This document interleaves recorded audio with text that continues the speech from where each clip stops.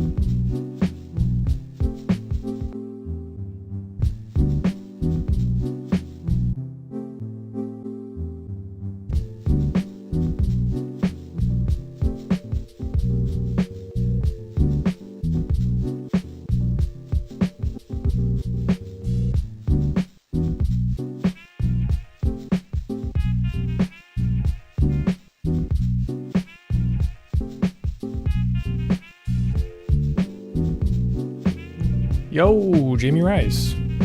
What's up, man? How's it going?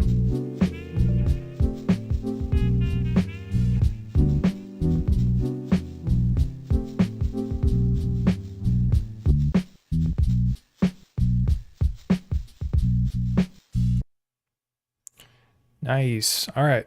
That was one M8 beat. Might have made that on stream a while ago. Oh, snap, dude. On the grind. Heck yeah, man. Well, I'm glad you're able to carve out some time to tune in and say what's up. Hopefully work has been pretty chill for you so far. All right, what do we got over here, though, on the P6? Let me take my window out here. Oh.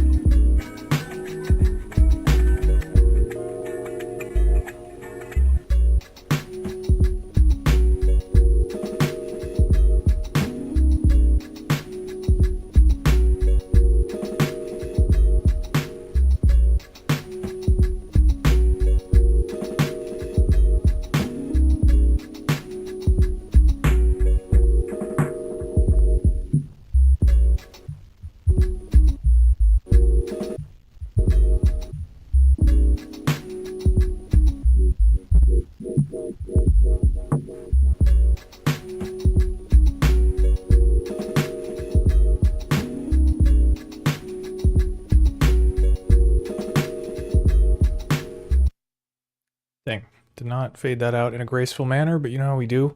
So yeah, that was a beat that I made on stream the last time I was using the P6. Kind of like the sound of it without those melodic chops. Because yeah, basically the beat, I started it with this sample.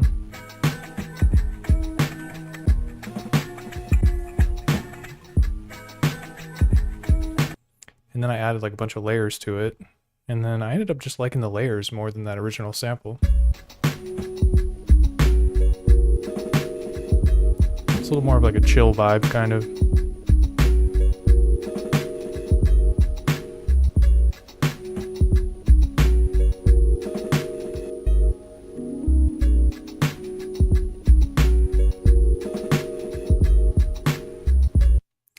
So I guess the moral of the story there is when you start with the sample, you don't have to keep it. You can always just switch it up, take it out, do something else. All right, but yeah, so the idea for today's session though is we're going to be working on the P6, Roland style. And I do have a sample in mind for the session today, so let me load that up. See what we got here.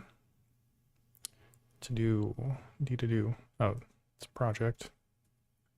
Just getting my bearings here.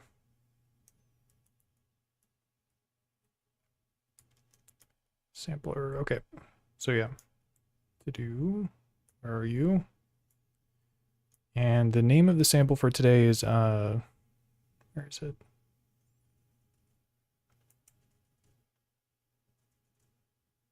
I think it's Cold Color Awake, maybe? Let's listen.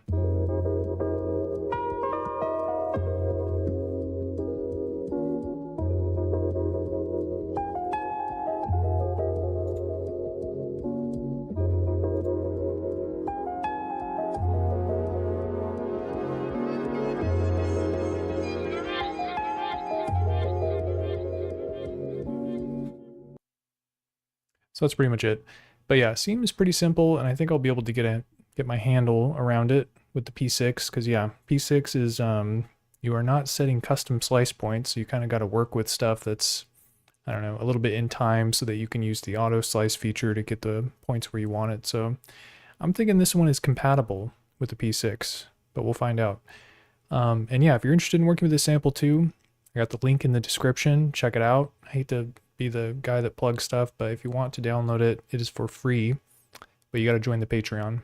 No paid subscription necessary. Your money's no good here, basically. Okay, so let's get this recorded in real quick. So yeah, I need to actually unplug some stuff. Where's my audio cable? Oh, here it is.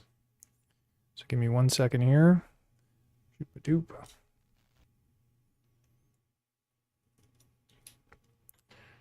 Okay, and then mute this thing.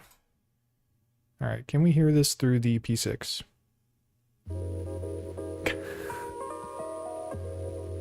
You're gosh darn right we can. It's super lo-fi too, which is nice. But yeah, we gotta crank it. Get it to FF volume.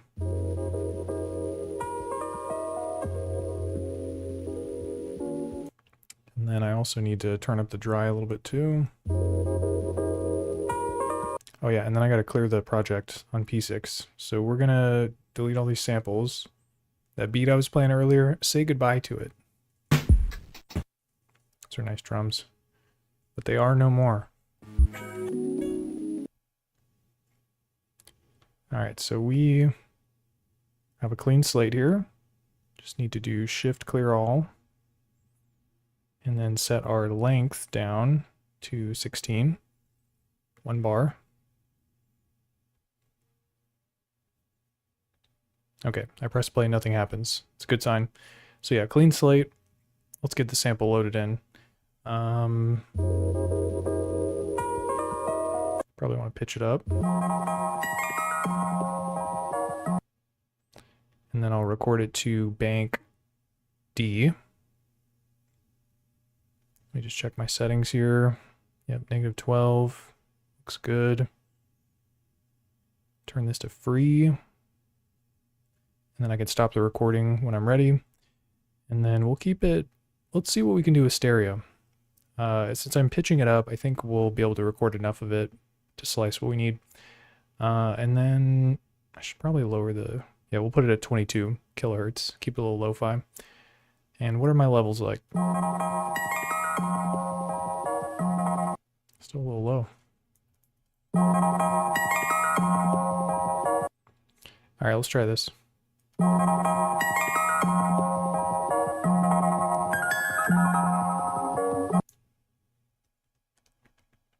think I might have caught the end there.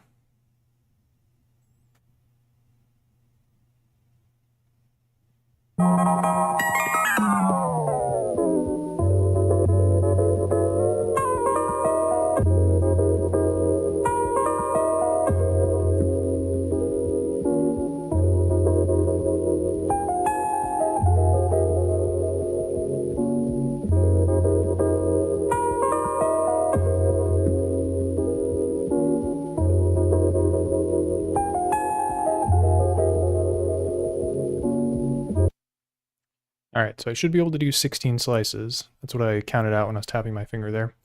So let's see if that works. So we're gonna go Shift Voice, scroll over to our chop mode, 16, whoop. And then switch to keyboard mode.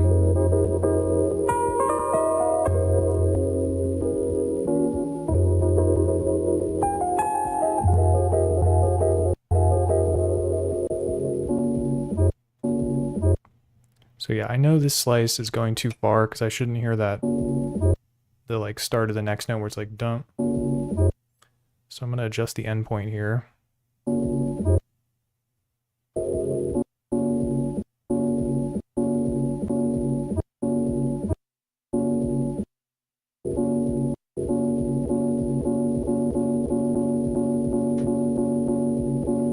I think 251 might be good.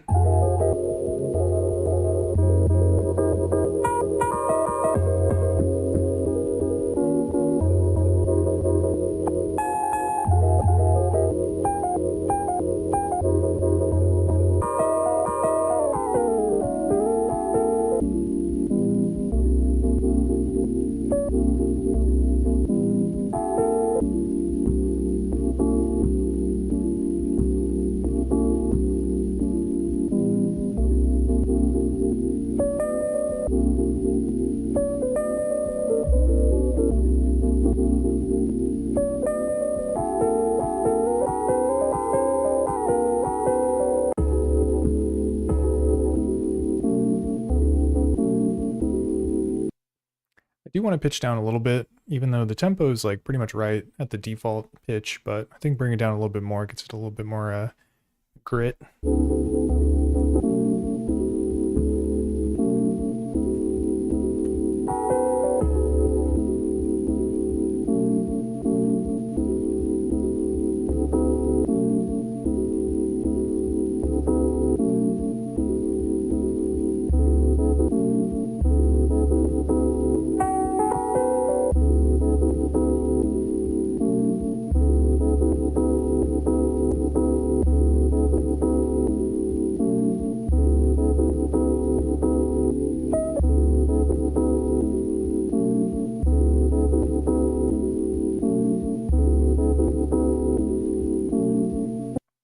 All right, I like those chops, so let's get them dialed in. Trying not to forget my place here. Okay, so record, step 1,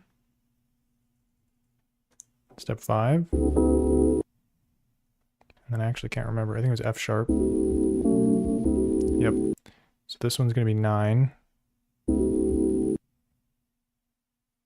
then 13. So that should be on the quarter notes. 1, 2, 3, 4. That's what's up. Press play, no volume. What's going on here? Oh, it's muted. Let me just make sure that none of these are muted.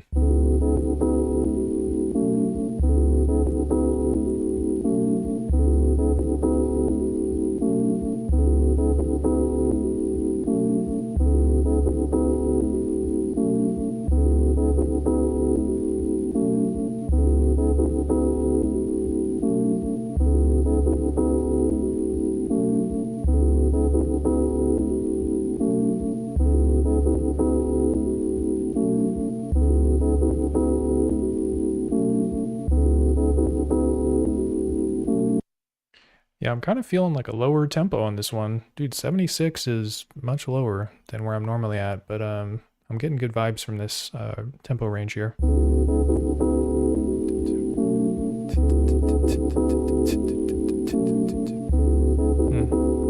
We'll figure it out. Okay, so that's basic. Or actually, yeah, let me try and record some drums in.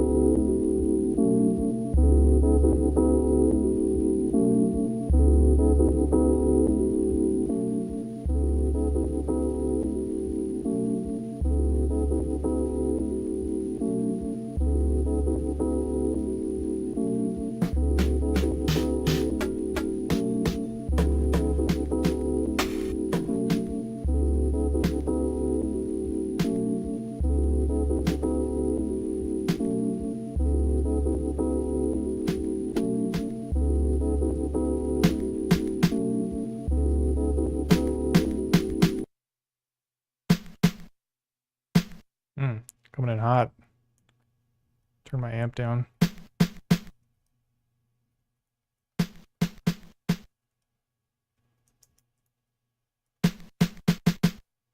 All right, recording the snare in. Oh crap, actually let me I'm gonna change it to mono. Yeah, delete. So sampling, turn this to mono. Bring it up to 44, because why not?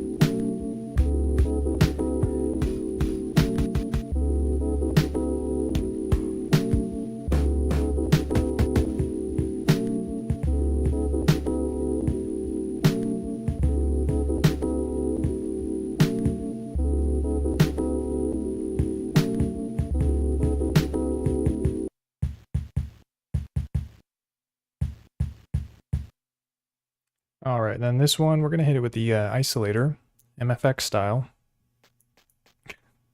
What happened there? There we go.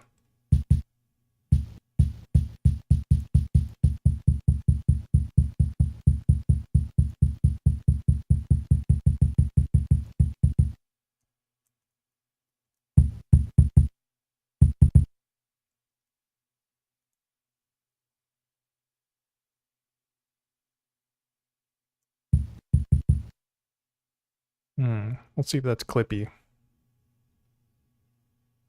Sampling. Oh, standby, yep.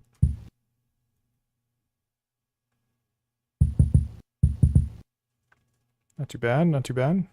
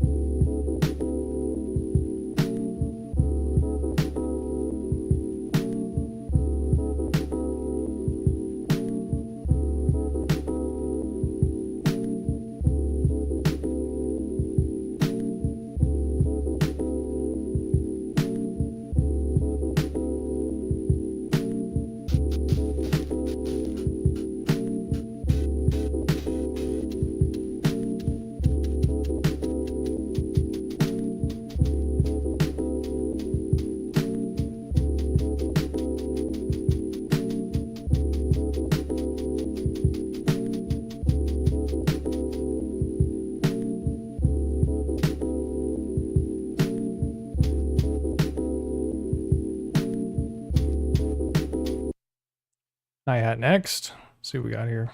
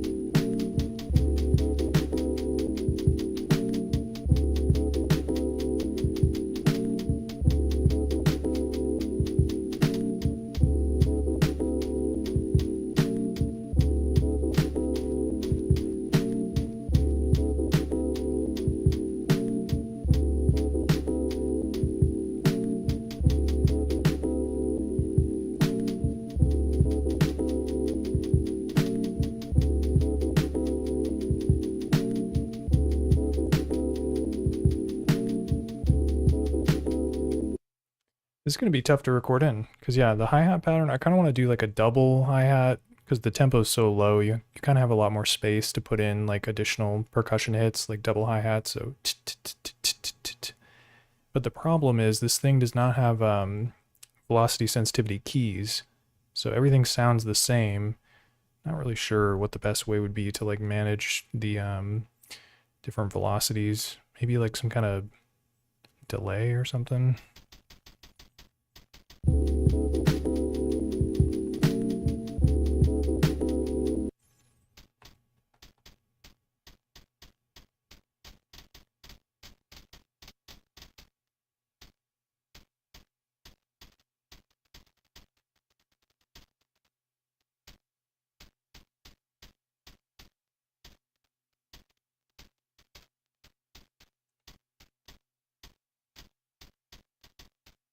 Yeah, I'm considering like resampling it, maybe with this delay effect on, if I can figure out what the heck these parameters do.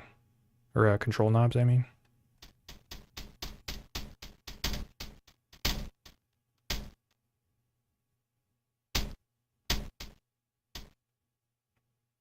So this seems like feedback.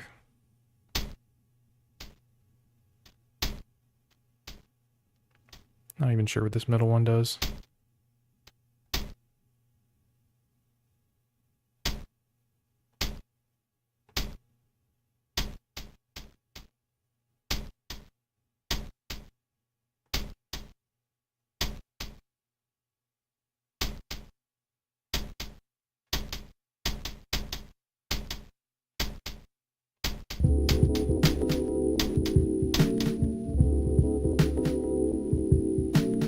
Man, it's putting it on all the drums. I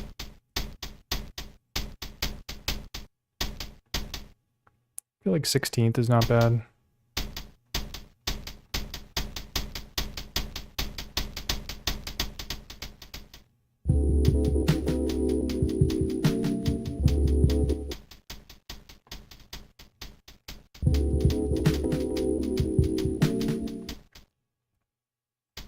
All right, so we're gonna resample this, and it's been a while since I've resampled, but I'm pretty sure you can just do sampling, press the pad, and then I press the other pad.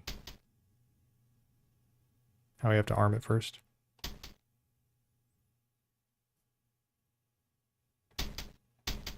Nice. So now we've got a hi-hat that has the double hat sort of thing going on there.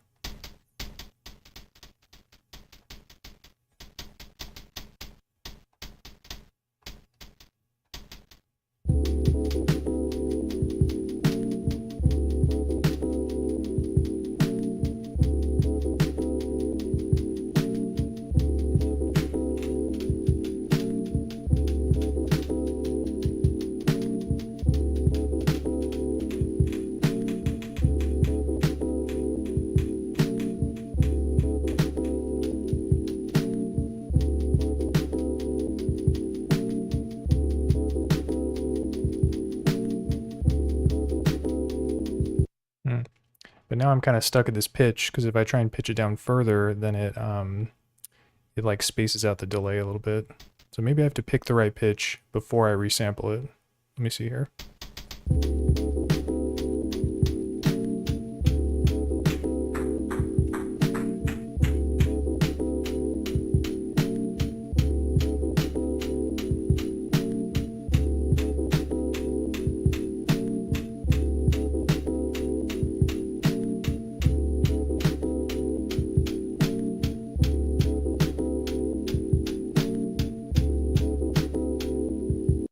Alright, so I like -6. Let's delete this other one. And the delay setting should still be the same. Wonderful. So yeah, sampling, add, arm it.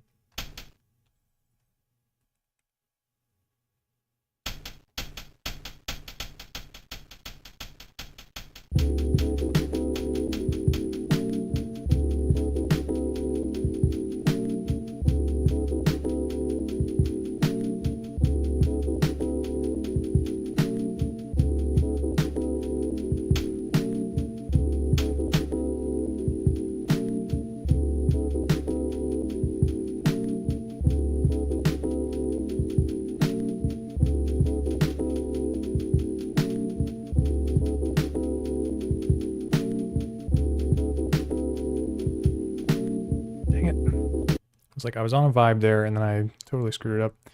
Okay, so I need to delete these notes. And let me make sure I don't have the quantize on. Off. Off. Okay.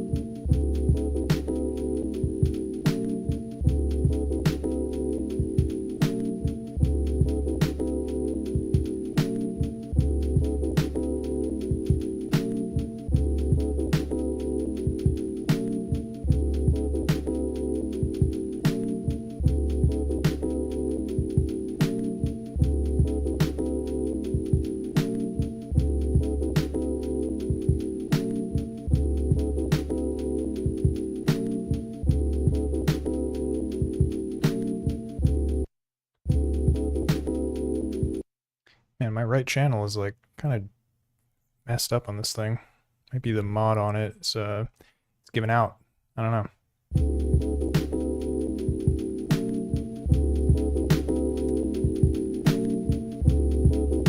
Let me try unplug, replug. Cover your ears. Wait.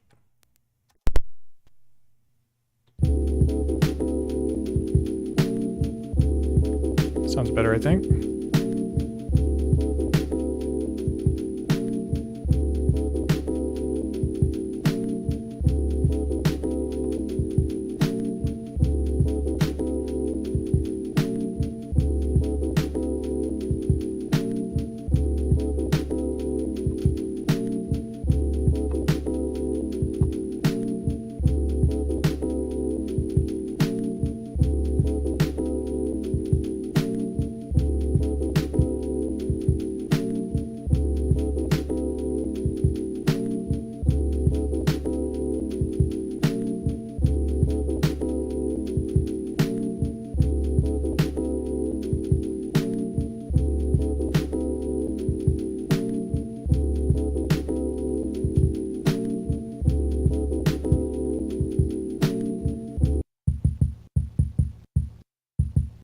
Kind of want the kick a little beefier too, so let me mess around with that filter. Maybe I do low pass. Don't want it to clip.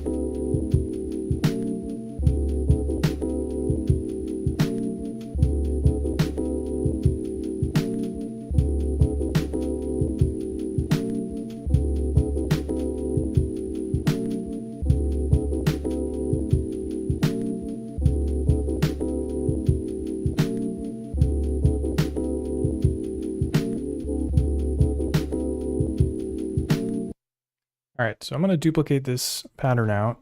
Shift copy, DPL, enter. And then from here, I'm going to clear the note data for the sample chops. I'm going to try and play something different in, see if I can get a better kind of like live take of it, basically. So I'm going to clear this out.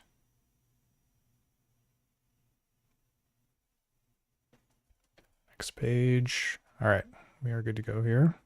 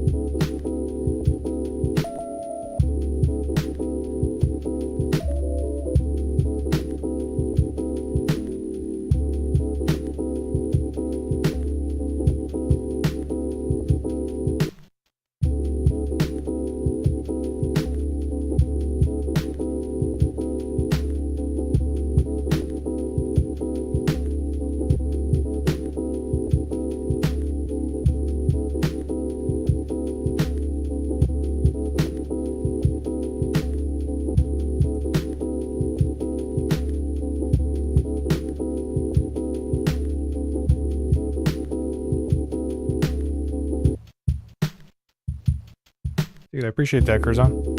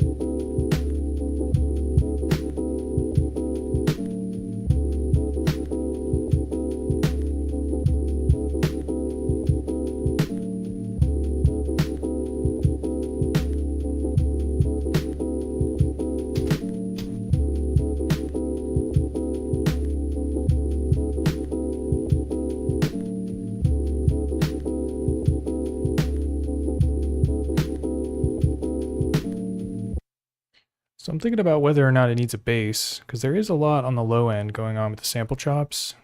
I feel like if I put a bass in the mix, it's just going to really clutter up the mix. I think it's got what it needs. So we're going to shop around for some other layers. Maybe I can get some more melodic stuff in the mix to get it sounding more interesting.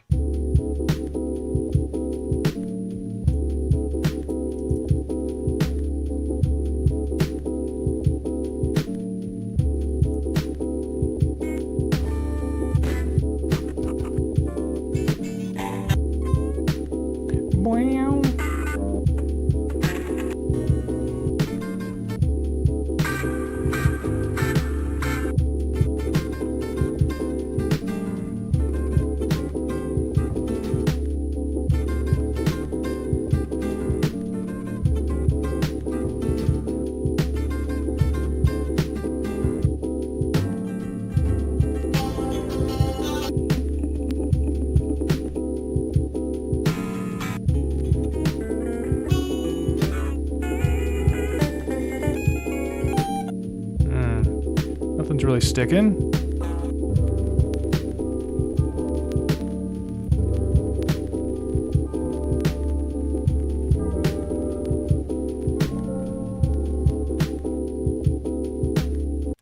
Pray tell, what's this though?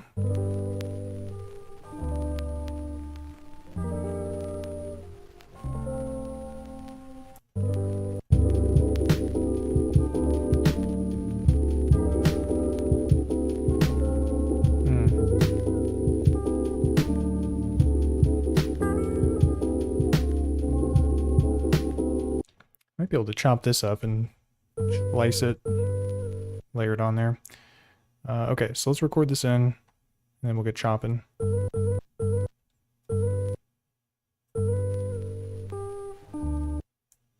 Probably gonna get the copyright strike for this one. I don't know what song it's from, but it sounds like it's from a record of some kind.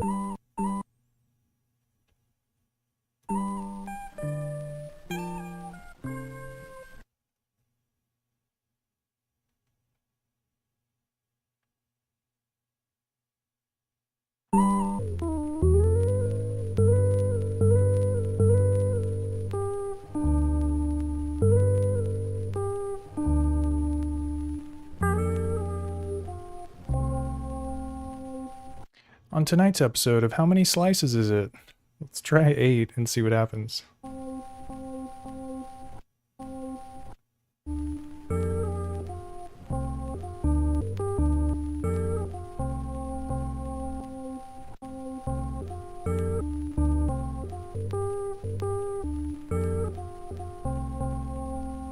Might be able to make it work.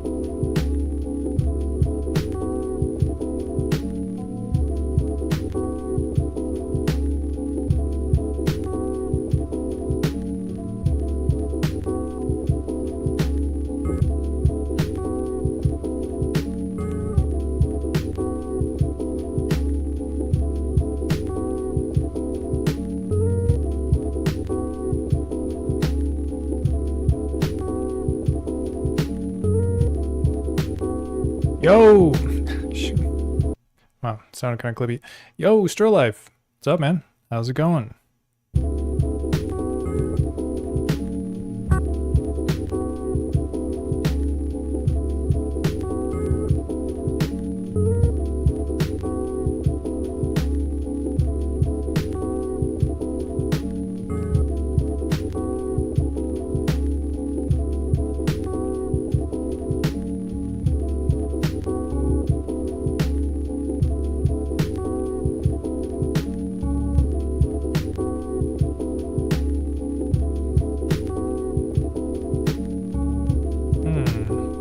Is this thing?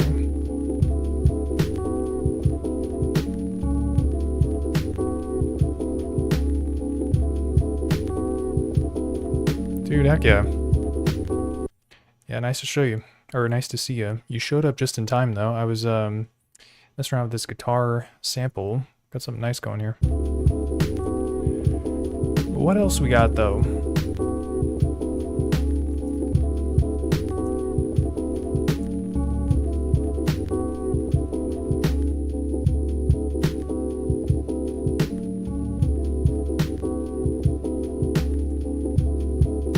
Maybe like a horn or something?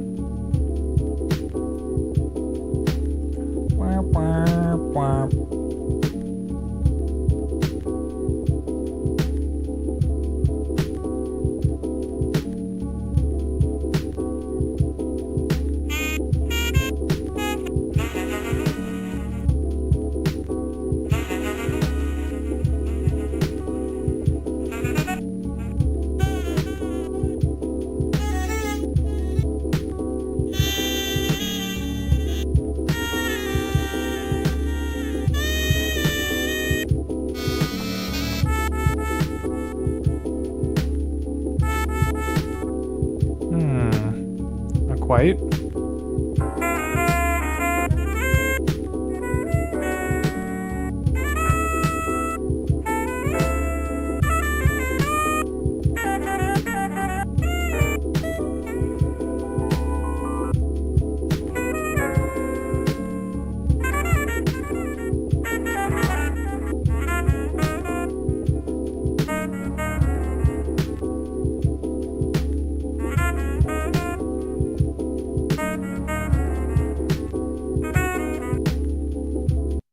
Those sound pretty nice. But yeah, Still Life is saying, I like how you use the M8 as a sound library. Yeah, man, this thing is a very nice sound library, that's for sure. Fits right in your pocket, can hold... Dude, I just got a huge memory card for this thing.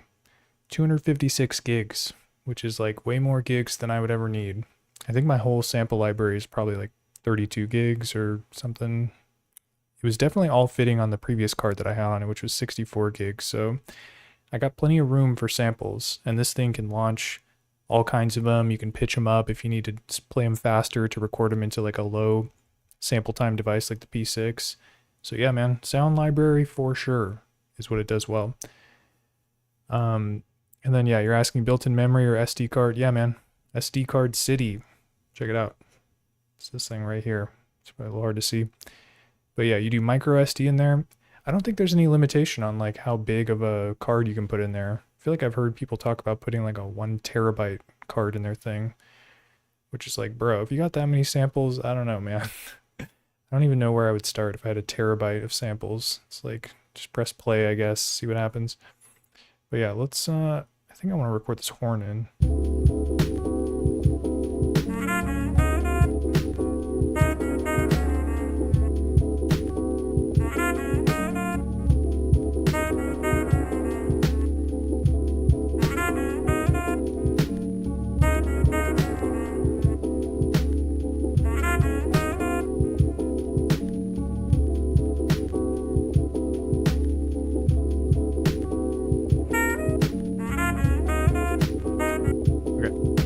Yeah, these are the ones. So we got 24 and 25 here. Perfect. Already pitched up. What are my levels like? Oh, and then let me do the other one too. We copy, paste.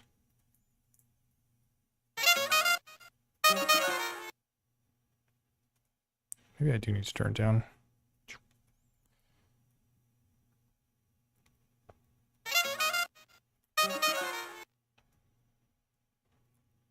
See how that works. Yeah, it's crazy, man. Memory cards are big, storage is big. What's bigger than a terabyte? It's like because there's mega, then there's tera. What do you think's even bigger than that? There's a word for it. I just don't know what it is. But that's coming up next probably. Seeing how storage is like getting massive these days. But yeah, man, 1 terabyte in your pocket. Pretty nuts.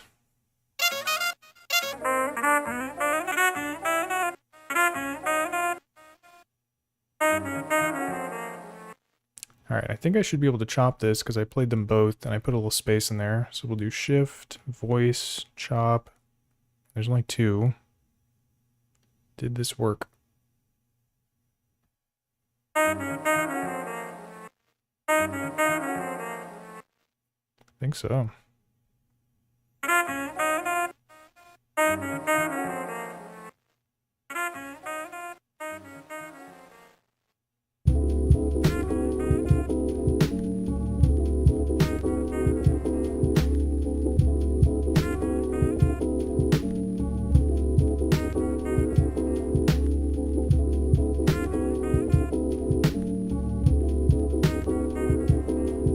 Bro, petabyte? That sounds ridiculous. 1,000 terabytes. Someday people are going to be throwing those in their pockets. A memory card that has that much on it. But until that time, petabytes. Something to dream about, I guess. Meanwhile, this thing is like, I actually don't know how much memory it has in it, but I think it's probably like 64 megabytes or something. It's like super basic and limited. I don't know exactly how much memory it has, but I think it's low. I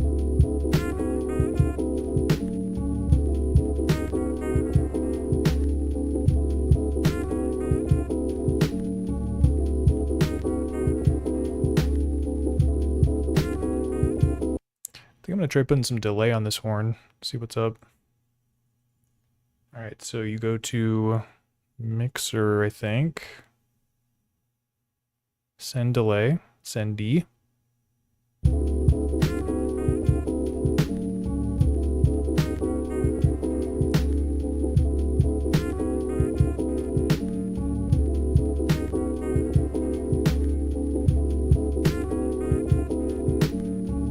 Got to adjust the timing though.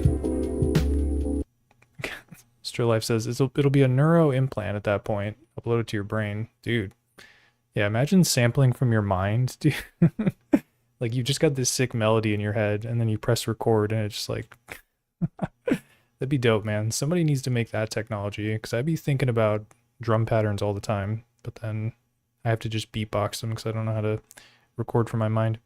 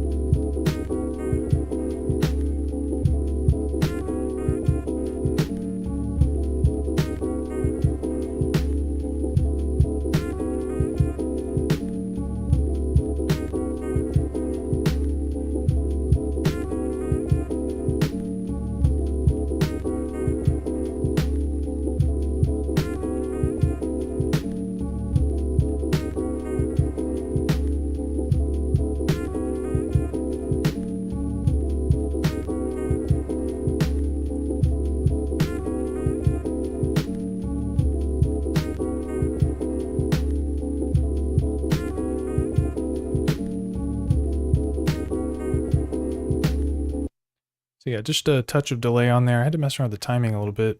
I'm honestly surprised that this thing, the furthest out you can put the delay is 1/4, a quarter note. And then it gets pretty fine with like 128 and all that.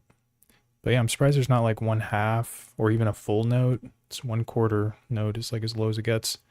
But that's fine, we can make it work.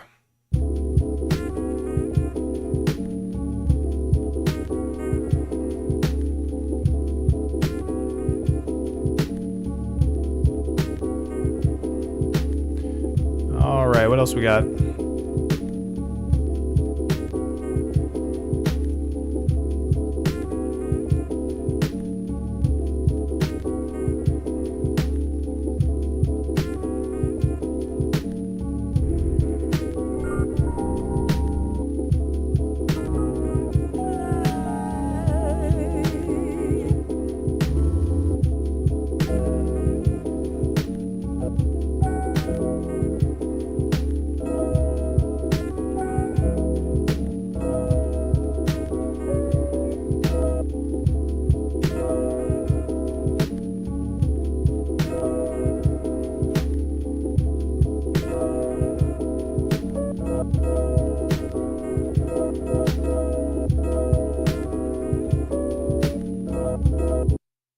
Kind of like the sound of this. I think I might be able to play chromatically and do something fun. I don't know about that piano at the end though. It's gonna throw me off. So we're gonna get rid of it. Should be able to just record this in.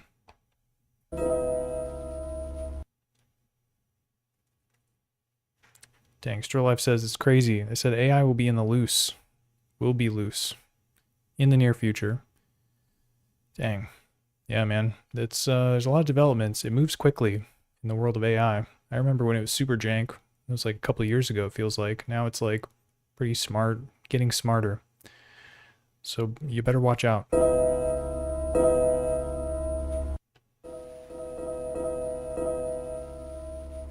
Alright, so I'm gonna hit this with keyboard mode.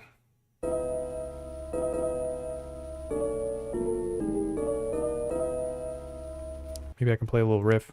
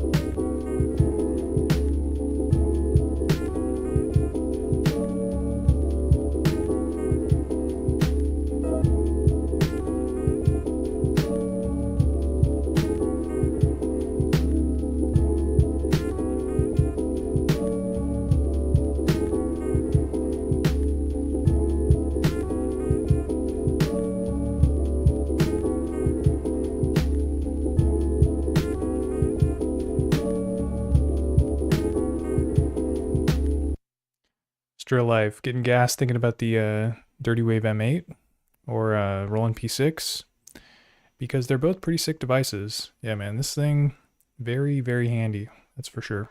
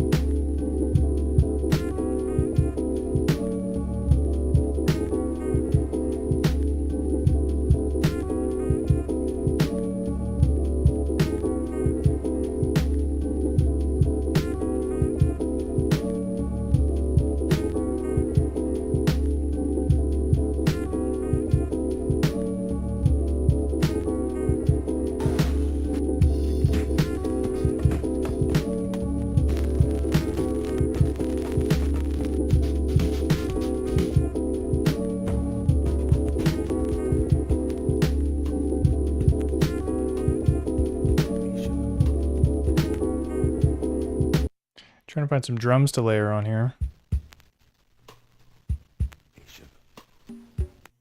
What the heck is this drum break?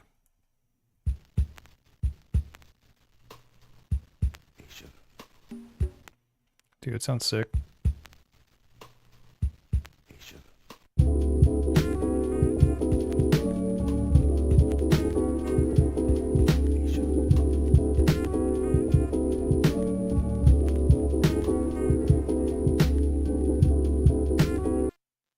Alright, so let's record it in, see if I can chop it up, make something happen. Oh man, I forgot. I have I'm using 2 pads for these hi-hats. It's not very efficient, but this is the thing that I had to do to get the kind of like double hi-hat triggers, was basically resample one of them with the delay on.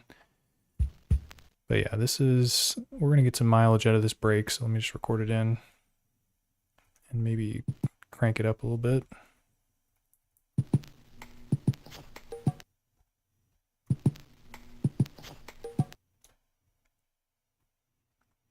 Boom, boom, boom, boom.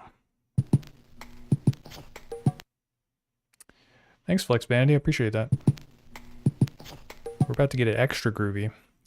Dude, Still Life is saying though, M8 currently 650. Couldn't justify it.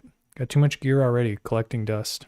The P6 wouldn't hurt as much because I can justify it either way. Yeah, the P6 is cheap, man. This thing is fun and not super expensive. You don't got to break the bank for it. M8 is yeah, it's a primo device, so you do got to pay top dollar for it, but very powerful, capable device. And there's a way to get like a cheaper version of it by using the headless route, which a lot of people are doing these days, where you get a I don't have it handy, but basically it's like a little computer thing. It's called a Teensy, and then you can run M8 on that, but you have to plug it into a computer or use like a handheld gaming thingy. But the standalone is a little more expensive.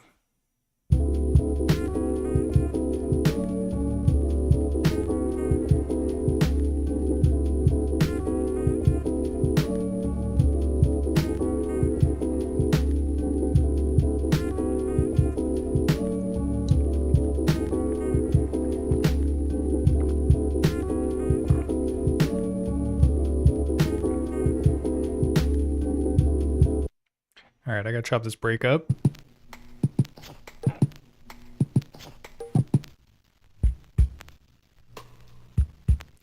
Those are nice kick drums. That's probably what drew this to me.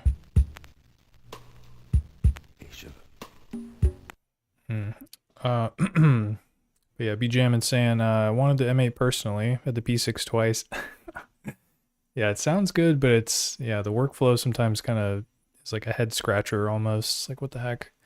But you can, yeah, if you find your way around it well enough, if the workflow is agreeable to you, I should say, you can get a lot of mileage out of it. But yeah, Flex Vanity saying, what combo do you prefer, P6 M8 or 12XT M8? Ooh, dude, that's a tough one. I kind of like P6 M8. The thing about the Lo-Fi 12XT is you can kind of use it on its own. It doesn't really need a companion. But I feel like this thing by itself, it's a little tricky because you have to get samples into it. And then the M8 can do other stuff cool that you could use this thing with. But yeah, I think Lo-Fi 12 kind of stands on its own. And then this thing combined with the M8 is pretty good. But yeah, B-Jammin' saying the workflow on the P6 doesn't work for me. That's the way it is. Yeah, man, it's a little clunky, just a little bit, especially with the screen here too. This thing's gonna be the death of me, trying to debug what the heck it says. Some of the things are just like, what in the world were they thinking? Why didn't they give us a nice display? But yeah, Still Life saying, can't tell if it's a nice piece of kit. Yeah, it's a nice piece of kit, I would say. And I'm not even from the UK, and I'll say it. Oh yeah, so I gotta do this. So we got the pitch down. Now I gotta do the chops. Voice, chop. Yeah, how many is it? 1, 2, 3, 4. Maybe I could do 4 or 8. I'll start with 4 though.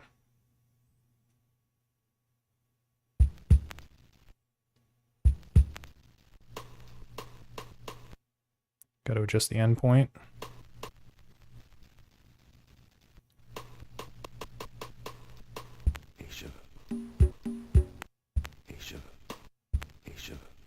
I feel like this should be the snare.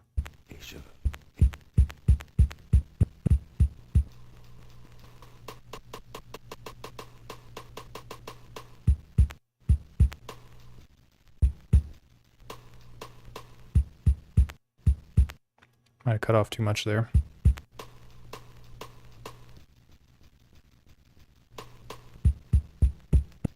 I mean, I don't really need that second part where he's saying like, hey, sugar. Although that would be nice. Maybe I shouldn't cut it off.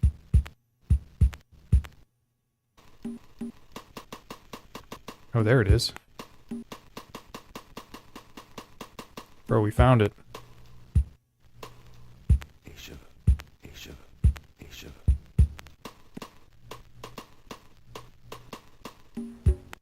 This one's a little delayed. Dang, chat's blowing up here. Yeah, be jamming, talking about the M8 sequencer. Yeah, this screen is beautiful, man. Lots of details, crisp display, and you can even plug it into, dude, speaking of the M8 screen, you got freaking remote viewing. Look at this thing. It's incredible. Just imagine being able to plug any other piece of gear into your computer and see it bigger. Like, dude, if the Lo-Fi 12 XT had something like this, that would be dope. Because that screen is also hella small. Let me grab it.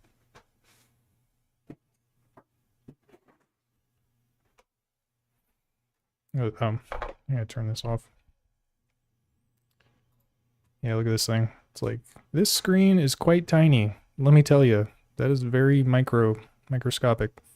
It's probably a little bit bigger than this. Or maybe it's twice as big as that. Put them next to each other. Yeah, it's basically 2 times as big as the P6, but it's a lot more detailed, so you get more information. So it's kind of like the M8 in that regard. All right, we're on a gear tangent, and I hope I'm not triggering anyone's gas, because I do like buying all these cheap samplers and stuff. All right, let's get this over here. And I say cheap sampler, and I'm sitting on the freaking M8 over here. But, okay, what do we got here?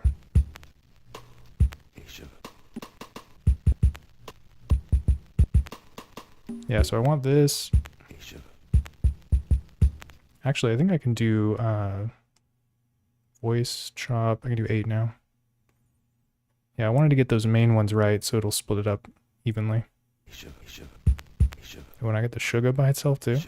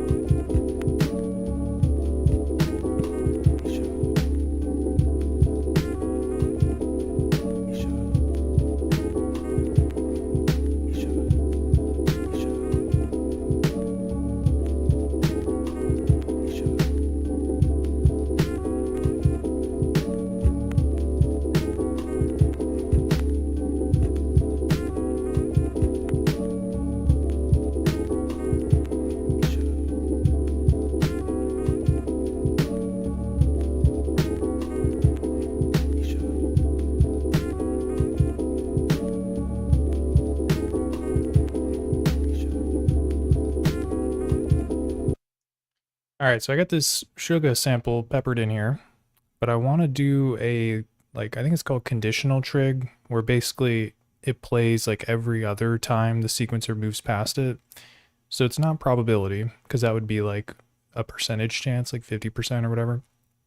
And I think you do that by holding the button, then you press granular, and then you get to P.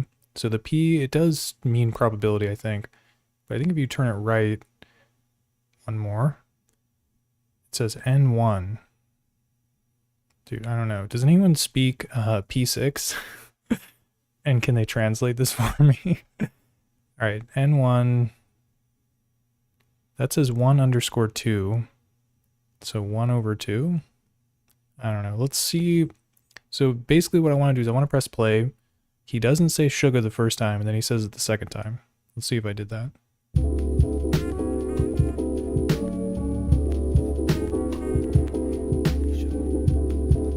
He said it.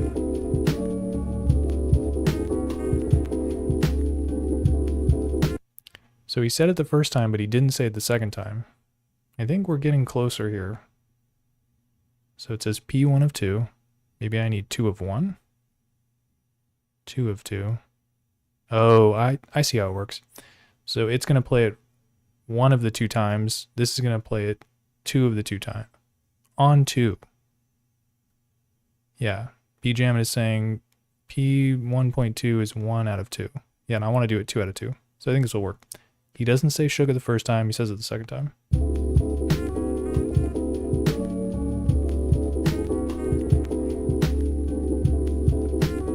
Nice.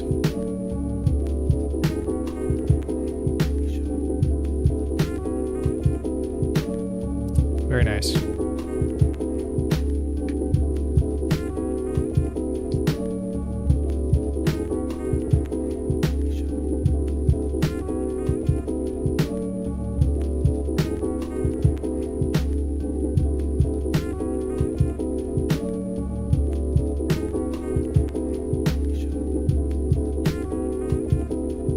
All right, what other layers we got?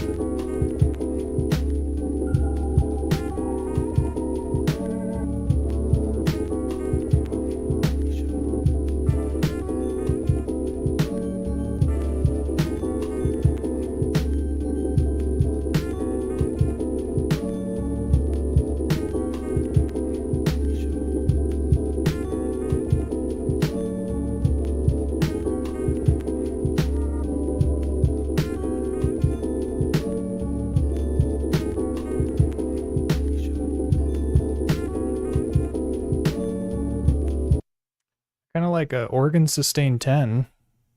That sounds pretty dope. Oh, am I on the break here? Here it is. It's kind of got like a bell sound in it. But it's an organ too. Woo, woo, woo, woo, woo. So let's record that in. I gotta crank it though. There we go. There she is. Dude, I've got a ton of samples left.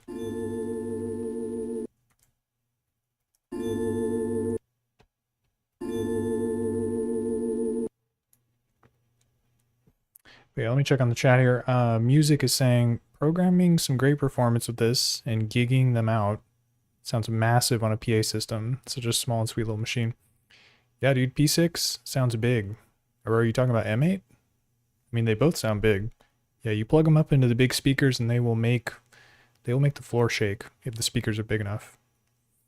And yeah, Still Life is saying P6 has a ring to it, like Del the Funky Homo Sapien track. Dude, heck yeah. I got this lo-fi mod on this thing. It sounds like freaking crazy. And I can make it ringier, Still Life, if you'll believe that. If you would accept that as a notion. In fact, I think a demonstration is in order. Somebody call Del the Funky Homo Sapien.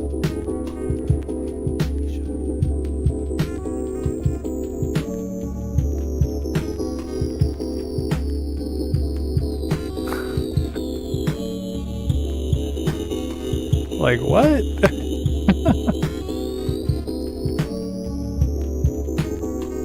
There we go. Yep. Bro. So that's where that ring's coming from. That's this guy right here. Green knob, 11 o'clock, dude. You take it past 12 and it's just like, gets super lo-fi. But yeah, music is saying P6 sounds, oh yeah. Yeah, man, this thing's dope, dude. P6. I kind of want to mess around with some of the other IRA Roland devices, like they've got a few others that are modeled after certain things as well, like synthesizers and stuff. And yeah, this thing's pretty dope.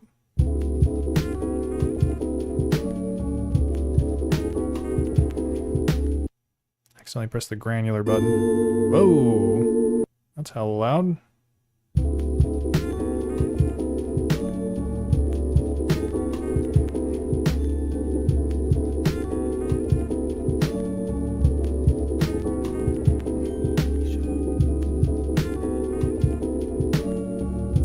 Yeah, the menu diving.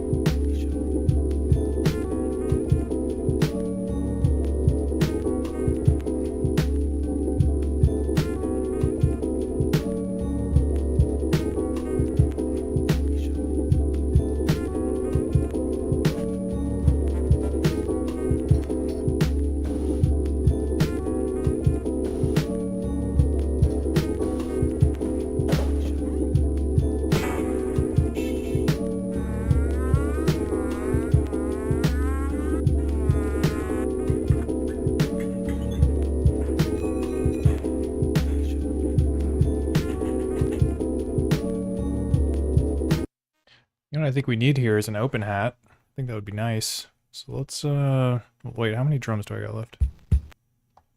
I got one drum slot left, according to my rules. So I think I'm going to record one in.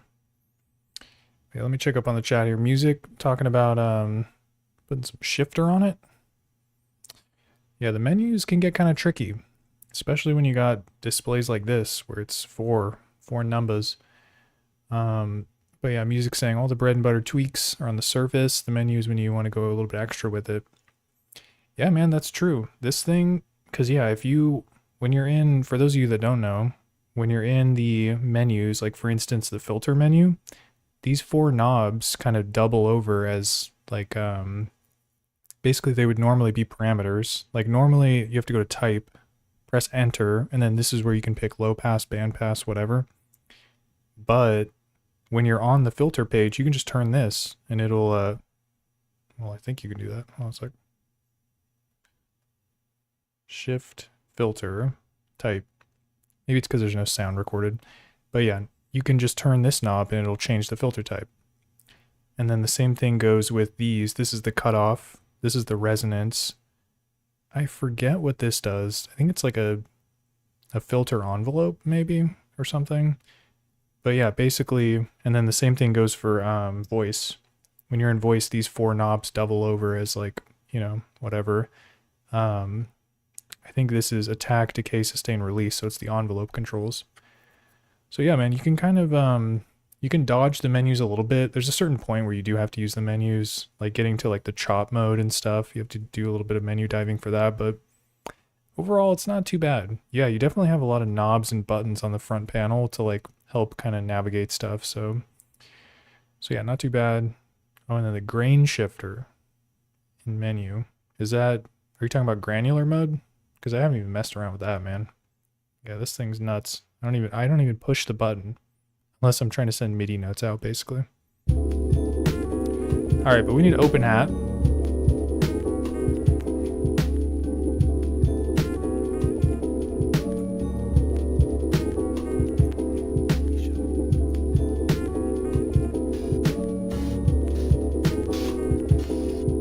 I believe it.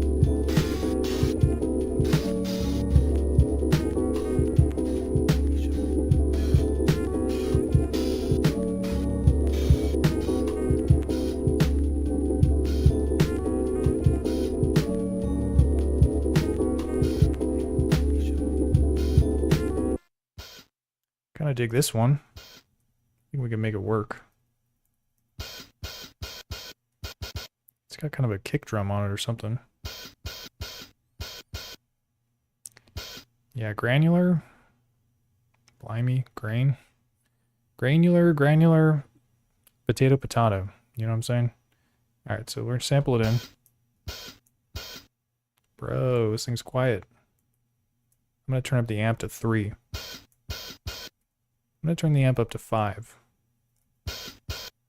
Alright, this should be fun.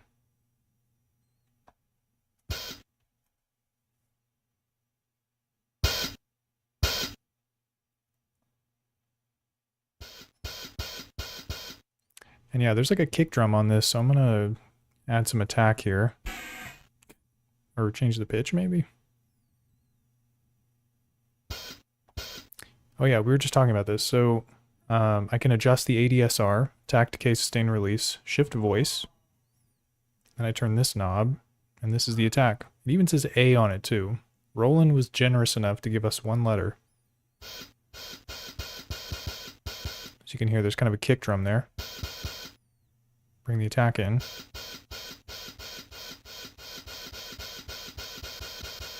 That should be fine. Probably could have used a high pass filter too, but we are doing it this way.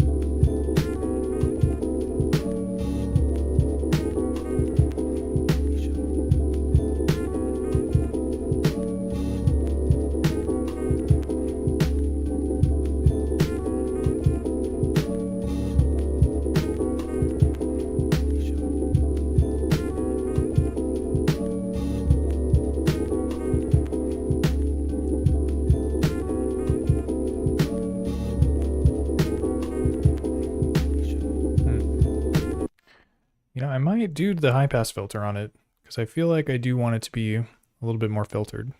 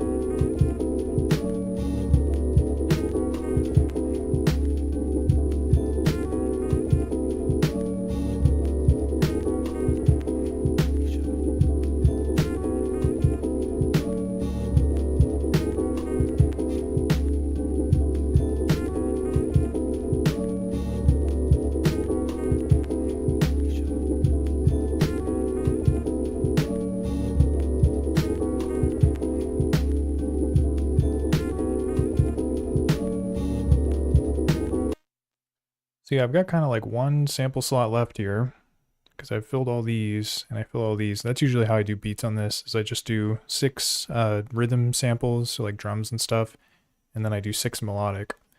And yeah, we've got one slot left here. I don't want to figure out what I want to do here.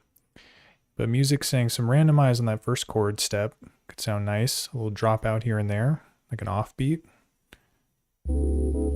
Like this one.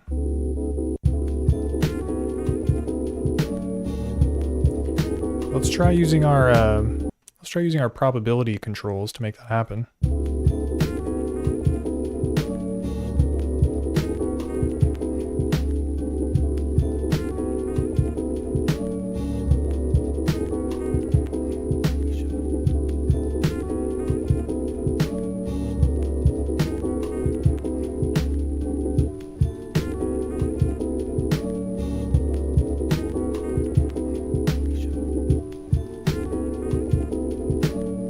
Dude.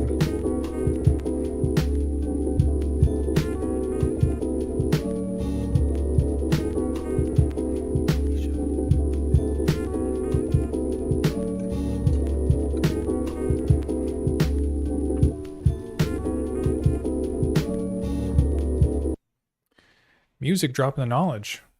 Yeah, it sounds pretty sick. And then add a sample in the drop. Yeah, to fill this space a little bit. What else do we got here?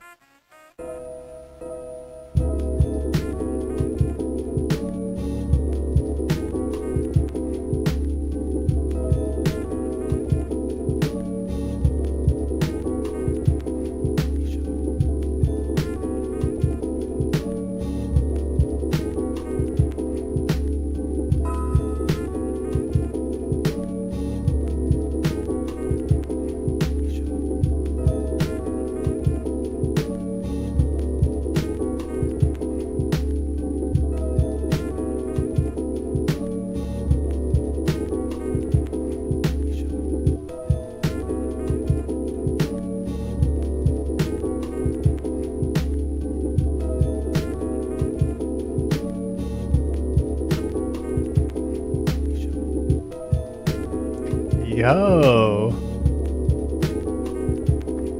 Music knows what's up, man. Oh. Bro, when that hits, dude. Dude, that sounds sick, bro. 2, low and high. Oh, I see what you mean.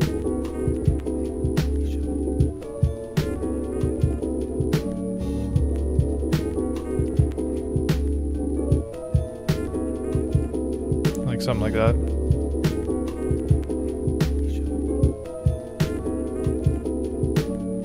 Probably gotta re-record it. Alright.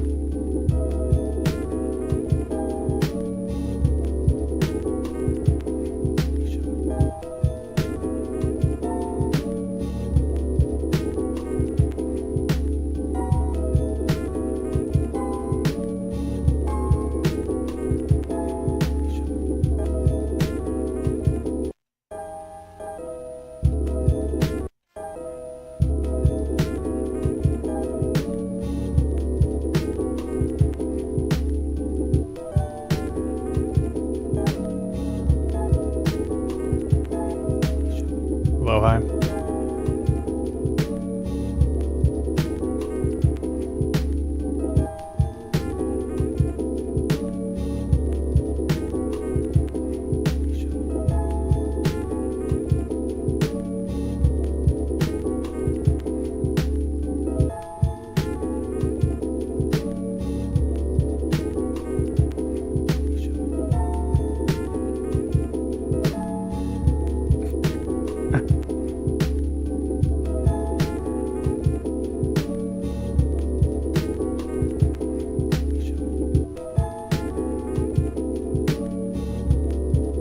Maybe something like that.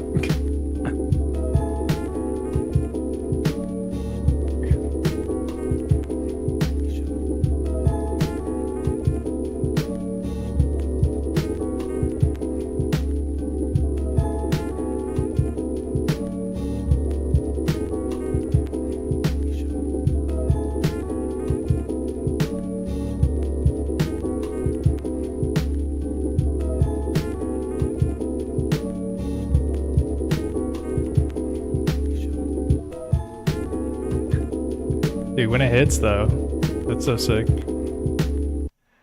Yeah, man, I'll have to keep kind of tweaking around with it. But yeah, I think you're right in terms of having two notes there and then it kind of fills the space. Because yeah, without anything going on there, not enough. But yeah, I'm into it. Gonna have to add you to the, yeah, music, put you on the credits, dude. I'll put you in the liner notes. Big shout out to music. Yeah, Strill Life knows what's up, man. Appreciate the tips.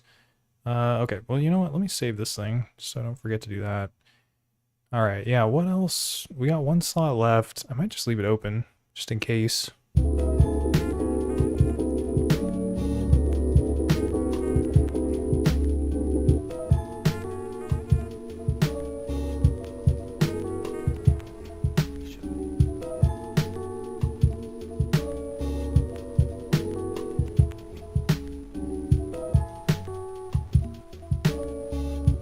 I forgot about that guitar.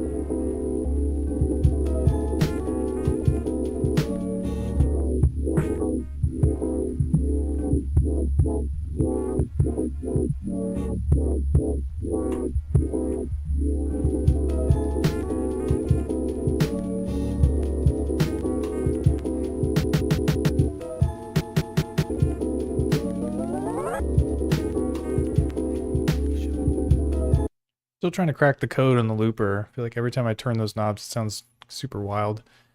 But yeah, Stroll Life saying you gave me some ideas too. Music, always learn something new here. Yeah, man, music's dropping knowledge. Hope y'all are taking notes. Pretty sick stuff here. But yeah, this beat sounds tight. I'm gonna save it, and yeah, I'll probably further tweak and refine it even more. But yeah, man, always sick to bounce ideas, get inspiration from one another. So that's what the community's for, basically. All right, so that's that beat. Let me play some other stuff I got here so you can hear what's going on. Some of y'all might be familiar with these. Pattern. Oh yeah, this one's super sick. Let me make sure I got my stuff muted here. Yep.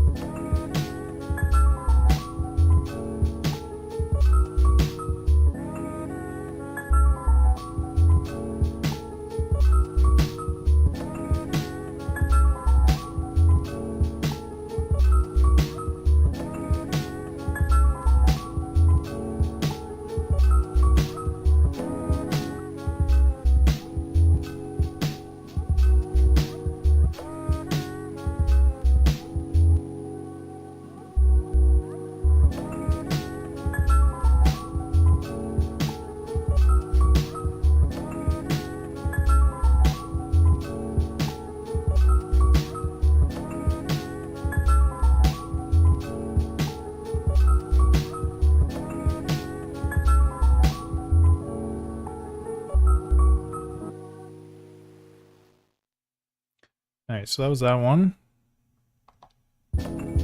Yep. And then, let's see, what else we got here? This one, maybe? Oh yeah, this one's tight.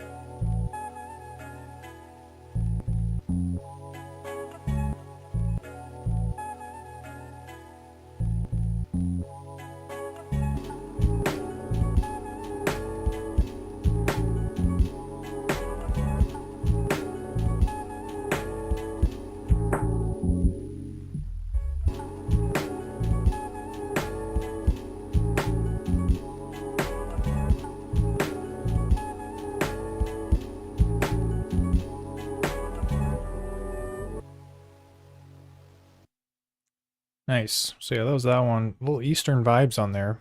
Yeah, I ended up using some samples from like this like Japanese like koto guitar type thing, or I forget what it's called. Shamisen maybe. But yeah, I used that, and then there's this other like weird percussion thing that's kind of like a wow, wow. Let me see if I can find it. This thing. Yeah, that thing's tight. It's a little quiet though. But yeah, so that's that beat. I made that a while ago. Yep. Okay. I didn't do anything to it, but I'm still gonna save it because I'm a mad lad. What else we got? We're an hour 45 in. There's still plenty of time to make another beat. I think I might switch it up, and instead of using the P6, go to the M8. Because there is some stuff I want to do. I got some R&D that I need to do on the M8. Figure some stuff out. So let me do a new project here. And then you can see it on your television screen. I push the button. And I gotta mute, unmute. Oh, and I gotta plug it into. All right, actually, can I even hear this thing? It's like the $1 million question here. Sampler. Yep. Okay. So, what's on the docket today? Now, what I'm trying to figure out is, I had someone ask me about polyrhythms and odd meter on the M8. And so I was trying to figure out the behavior of the groove table. So this table is interesting, or I don't know if it's called a table, the groove section, the groove settings or whatever. This is pretty interesting because it basically allows you to set a certain number of, these are called ticks. It's like the micro M8 timing, basically. They're like steps between steps, sub-steps. So there's like 6 of them per step, but you can use this groove page to make it so there's different ones. So like you can make it so there's 7 ticks on the first step and then 6 on the next step, and it ping pongs back and forth. Each step it'll move down and up and down. Or it moves down and then it moves down again. So then it goes up to the top, down, up. So anyways, what you can do with this is create some like kind of weird timing. So I think that's the intended purpose for it, is to do like shuffle and like other kinds of, I don't know, stuff. Here, I'll give you an example. So let's just load up like a hi-hat. So I can just get like a tick tick tick type sound going here.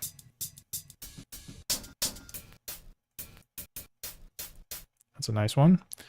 So we're gonna do the quick fill shortcut. So shift option, then you hold option, you press left. And that's gonna fill the whole thing. I guess we'll do every other one. And then, yeah, so now when I press play, you can see it's kind of ping-ponging back and forth. But if I change one of these, so this is 5 and 7, I can't really tell the difference.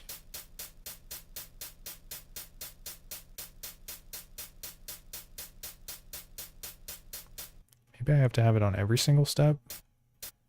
That'd be kind of annoying.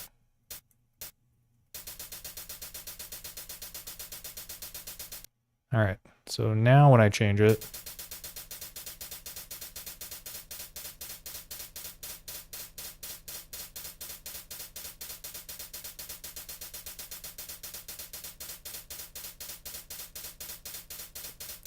and see how the playhead, it's that green thing on the left. It's kind of like skipping through some of them. It's weird. So yeah, the way it works is like the one step will have 8 ticks and then the next one will have 4. So it'll kind of like move through the fourth one quicker because there's less ticks, and then it'll kind of stay and linger on the first one, which has 8. And that's why it sounds like it's going ta-ta-ta-ta-ta-ta instead of ta-ta-ta-ta-ta-ta-ta. It's like not even. It's some and then the other. I don't know if I'm explaining that well, but we're going to power on here.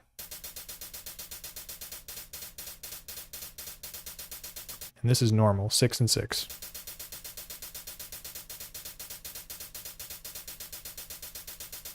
Okay, so that's that behavior. Now let's clear this out.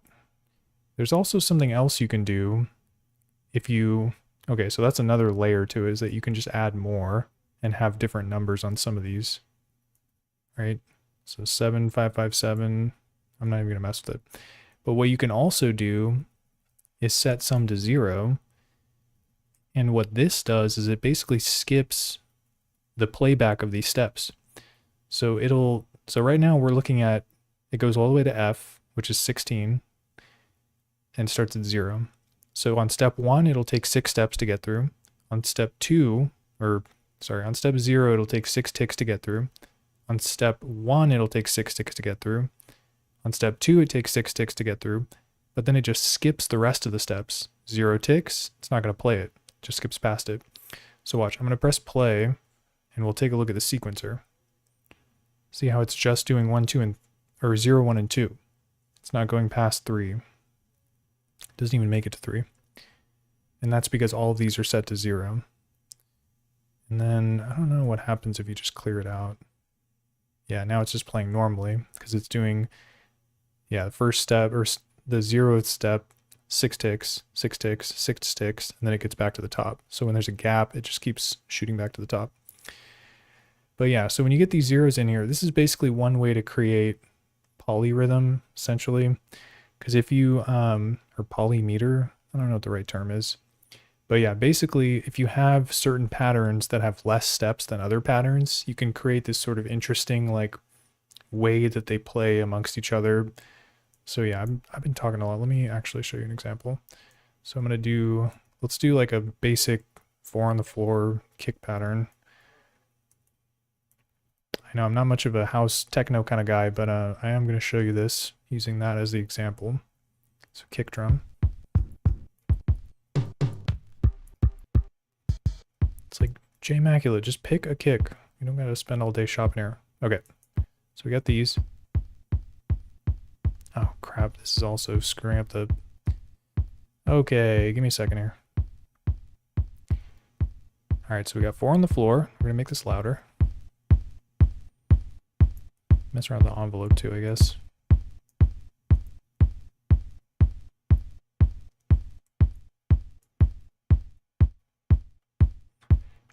Okay, so this is the kick pattern. And then we got the hi-hats over here. I gotta load them up though.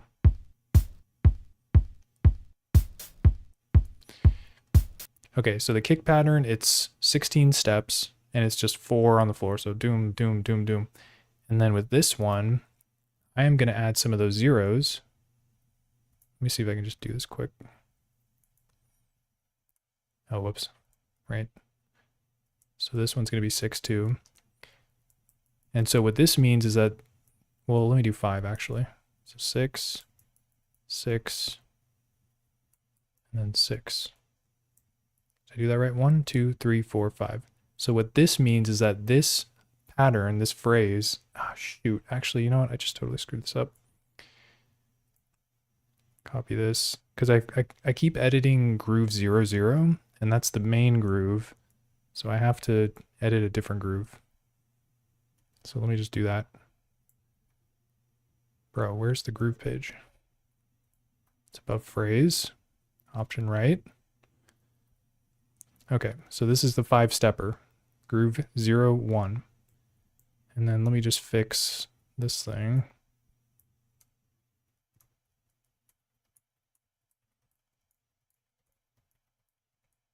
Dude, I just did it again, actually. Totally screwed that up. Bear with me here. All right, so this one, this is groove 0, 1. Groove 0, 0 is the one that I want to be basic. So I just want it to be 0, 6, 0, 6. This will work.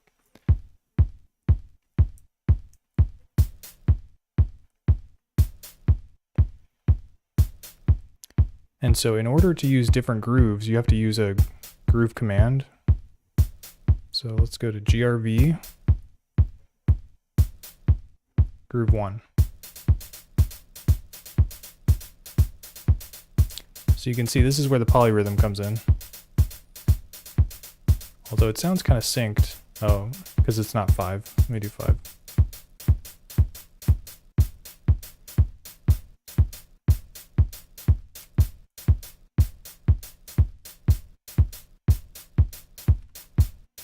So you see how it kind of like gets off the sort of track, so to speak, because the kick is just very consistent, doom, doom, doom, doom.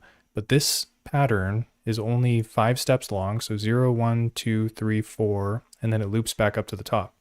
So when it's doing that, it's kind of like slowly sort of phasing out of the timing that you would expect. So it kind of creates this illusion that it's like doing more than it actually is.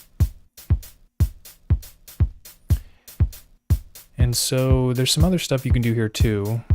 So right now this is just one phrase, but I could put another one after it.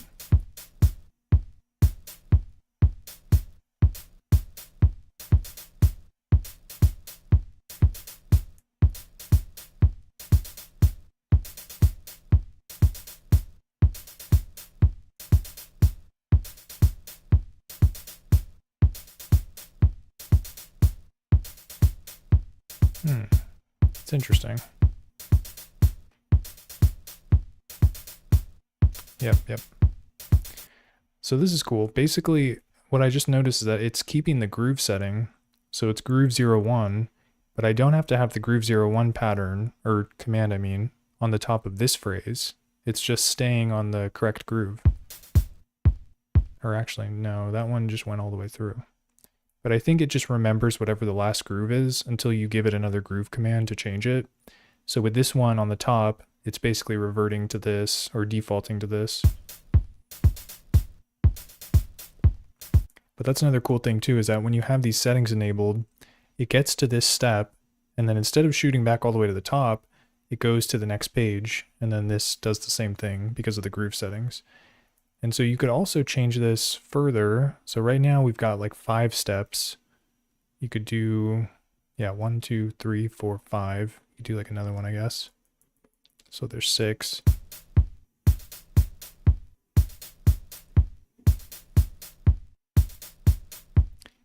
And then I could start changing the tick numbers here. So I could do like, this one is 4, this one's 8. Sounds kind of wacky.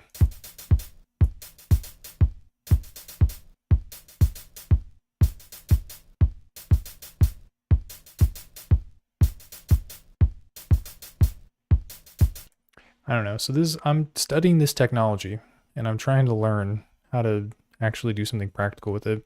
The 4 on the floor is like, that's kind of basic, doing that and then having the hi-hats kind of come in and out. And you could do that with like other sounds too, like bass note or something.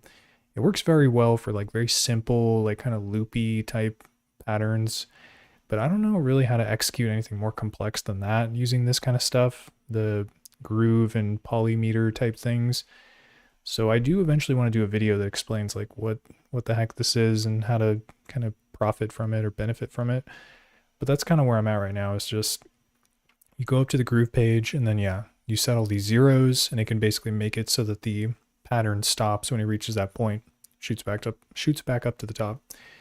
And then changing some of these numbers can give you different shuffle type thingy-mabobs. Okay, that's that though. That's a crash course in rhythm and meter and that type of thing. But yeah, let's see if I can make a beat really quick then, now that we got that out of the way. And I need to find a sample. So what are we working with here? Let me check that Marlowe Diggs folder. He's got some good stuff in there. Nope. All right. Moog cuts, maybe?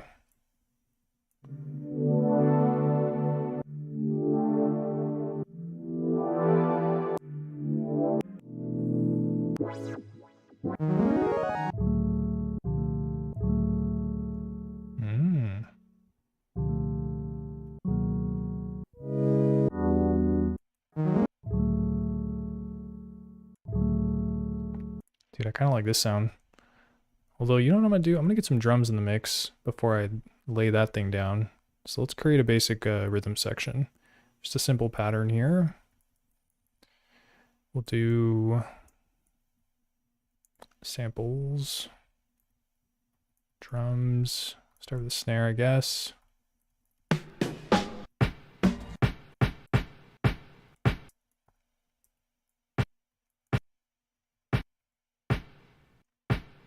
And we're at 120 BPM, dude. What's that all about?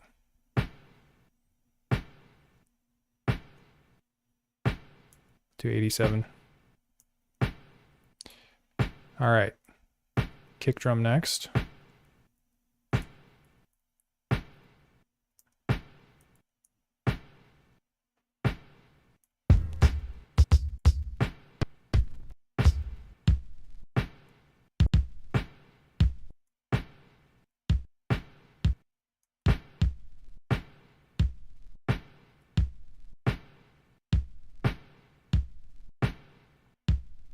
And I promise we'll do something more interesting in a second. I'm just trying to get the basic drums loaded.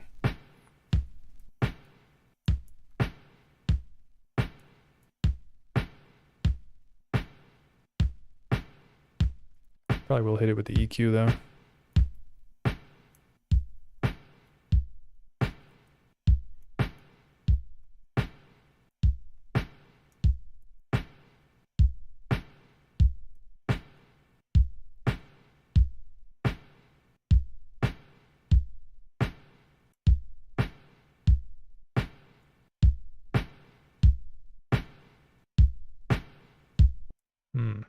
something going on in the left channel here. Let me mono mix this boy. We'll do right. Yep. Or what does left sound like?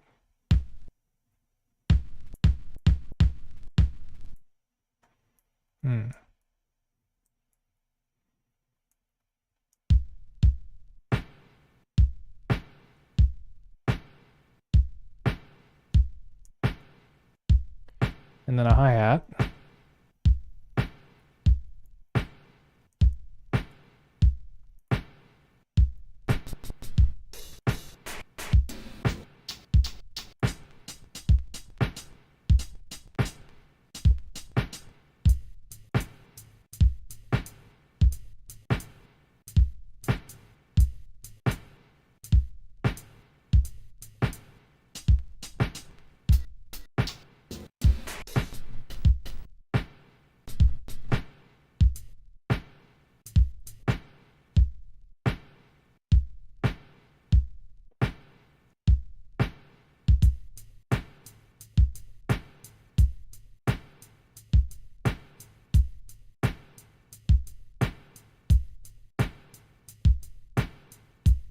All right, and then before we proceed any further, I'm gonna get some micro timing stuff out of the way.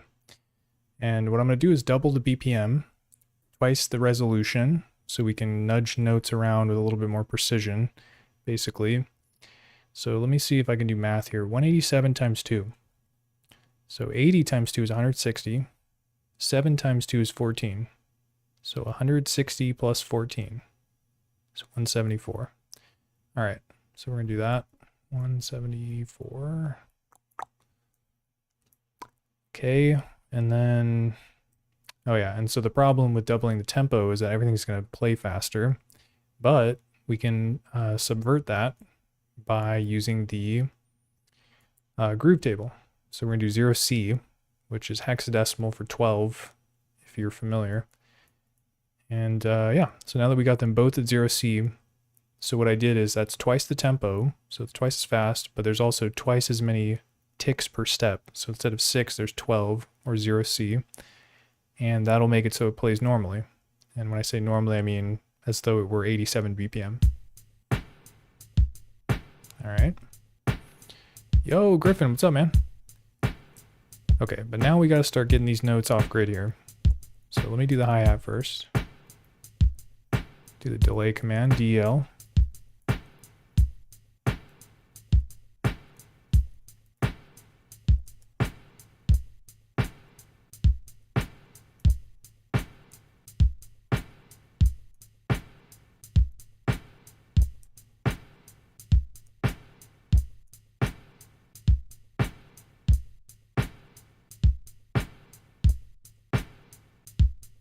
See if we can get the kick sound a little better here.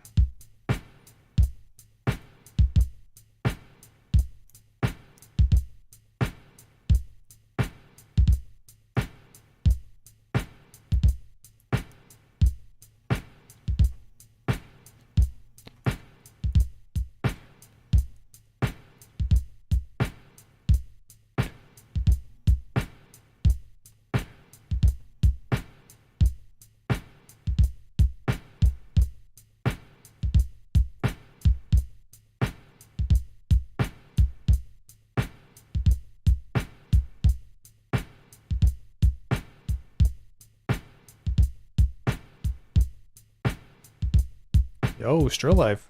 Appreciate you saying that. A little bit of knock.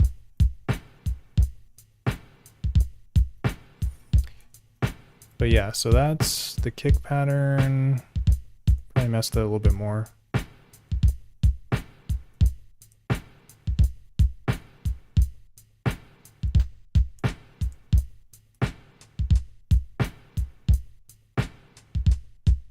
Man, that degrade. Dude, you put the degrade on the hi-hats? Sounds crazy. It's like almost too lo-fi.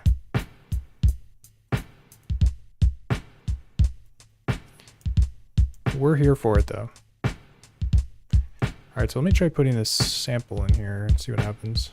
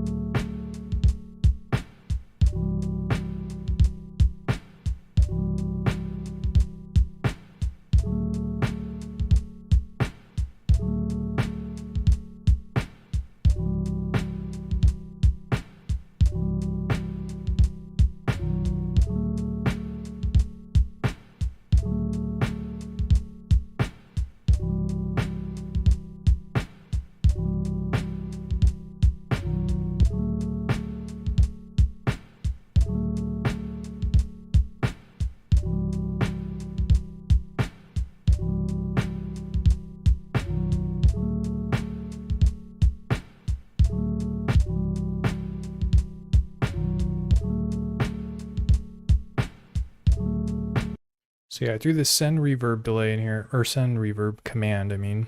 I threw this in here just to kind of like help the sound sustain a little bit and carry through to the next chop, so it's not just cutting it off abruptly. It's not too bad.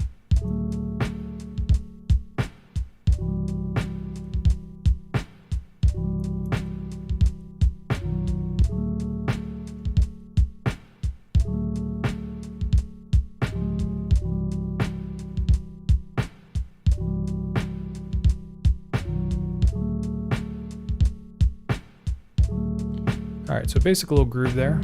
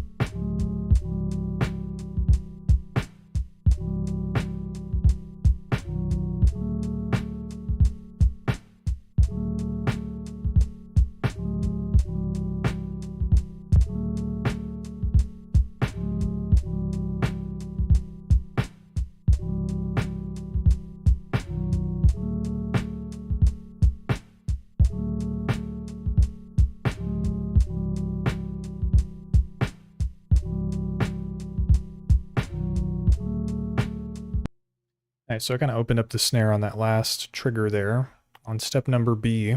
And yeah, I used the, what is this? D mod 1 decay command, which is basically controlling this mod setting. So I tightened up the release a little bit, or decay, I mean, and then I have it kind of widened on that one step so it opens up a bit.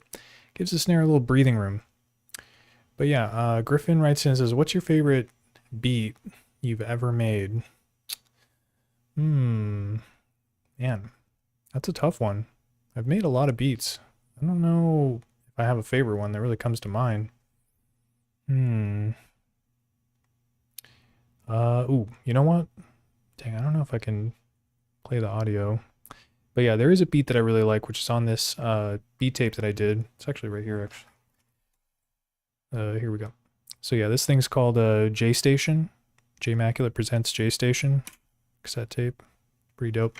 But yeah, there's a beat on this one that's sick. It's because all the beats on this I sampled PlayStation 1 video games. That's why it's called J Station. Look at that on the side. Boom. Pretty dope.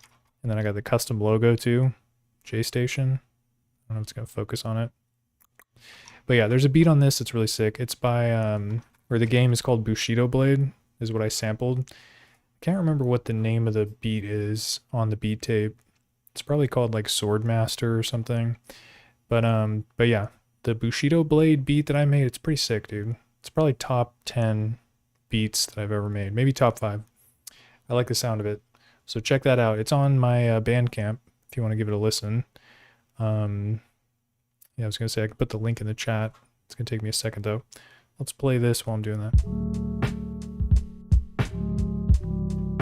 Yeah, cassettes are dope, man.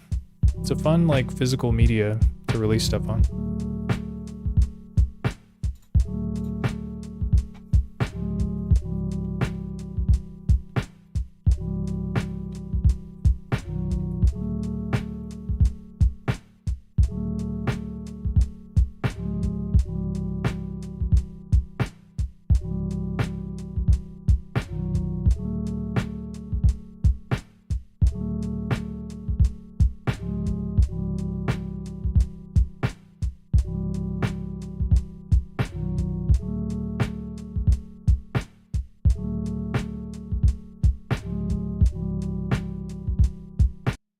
All right, Griffin, I put the link directly to the beat. So if you click that, it'll play it. That one, it's like I said, it's like top 5, I think.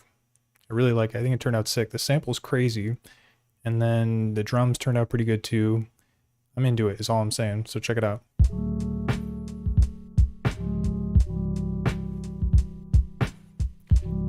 All right, let's get some bass in the mix here.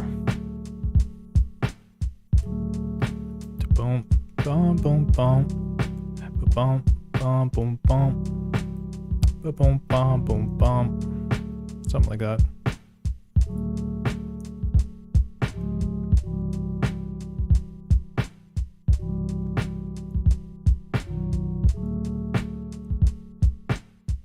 We do macro synth. Let me get that triple. Where's my triple sign?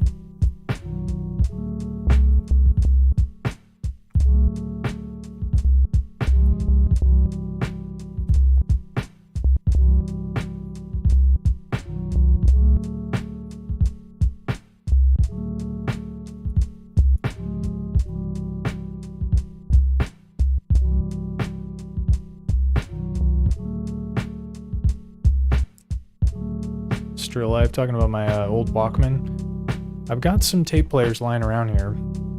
Just a couple. Yeah, usually when I see them at the thrift store, I'll pick them up for cheap. And usually they don't work. So I've got a bunch of broken ones that I don't even know what I want to do with. But yeah, cassette tapes are tight, man. Definitely think about getting a tape player because it adds a nice kind of, it's nice lo-fi sort of, it's that hiss on it basically. So tapes are cool. They're back in for sure.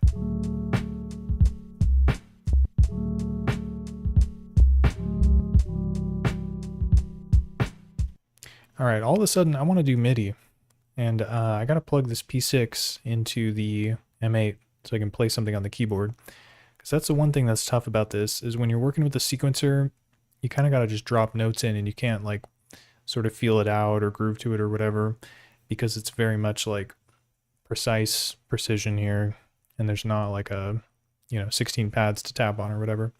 But that's why other devices are handy, because you can use them to play the notes on the M8. So let's do that. And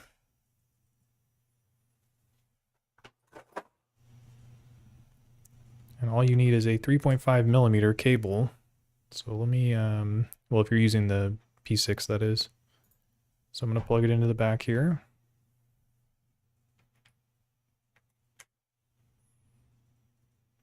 And then this one goes into the MIDI in, which I believe is this port.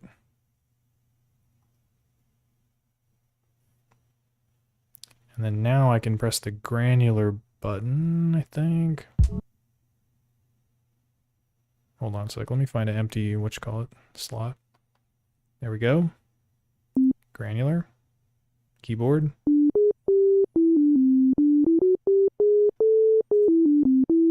So that's working. And you can see it's putting the note into the, oh, let me put it back on.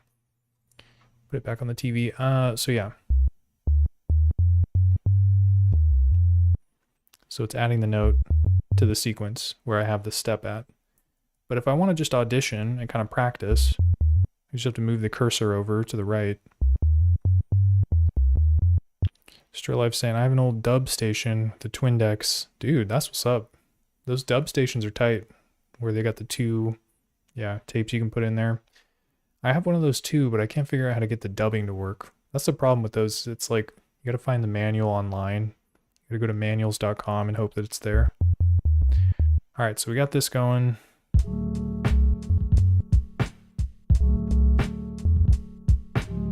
Oh wait, one other thing I got to do. I have to change some settings here and make it so that it's recording. Oh, it's already got it. So it says rec delay /off. And that's going to make it so that it captures the micro timing, and it also captures when I let off the note, which is going to be convenient because that's good for the bass to, like, you know, some notes you want to sustain longer than others. All right, so let's see if I can record something in here. And then I'll put these as different phrases so I can kind of play around on it.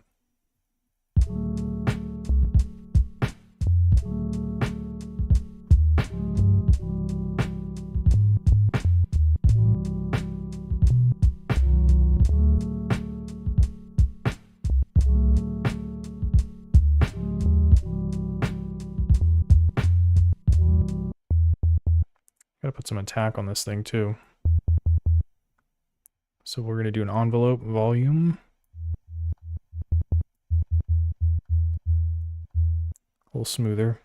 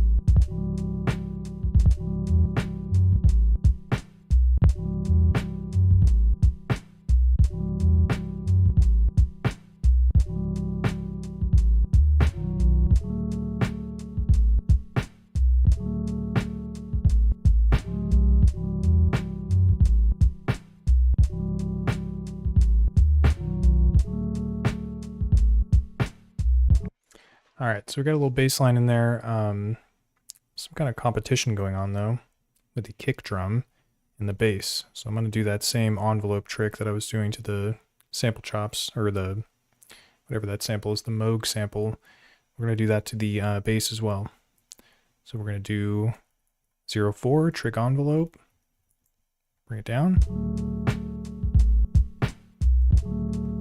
Oh yeah, and then the source has to be the kick. Dude, I don't even think I set the source to the kick in the other one. Wow.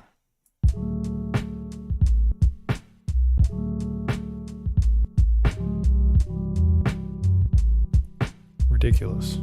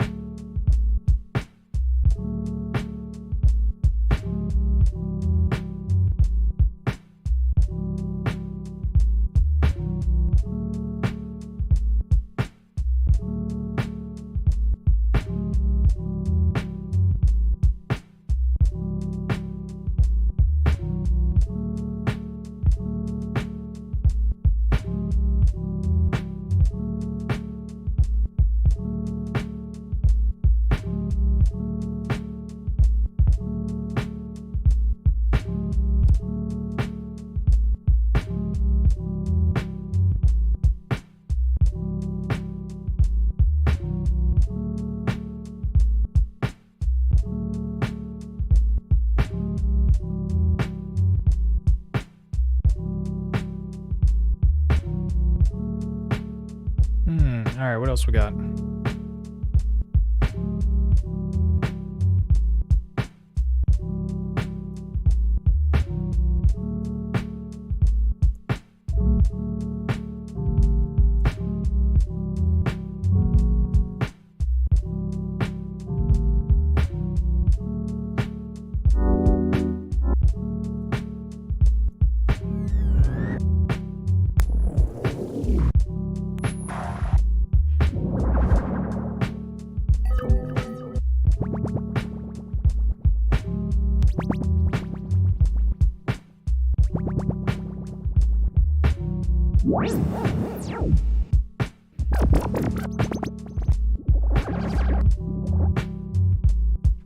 I don't know if we're ready for the effects yet.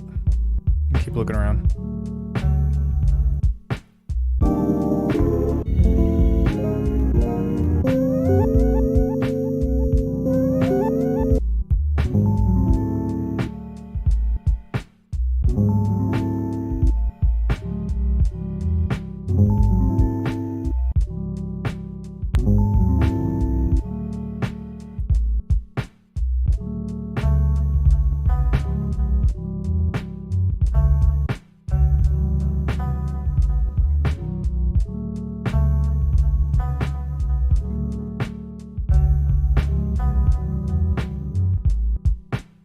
Kind of dig that though.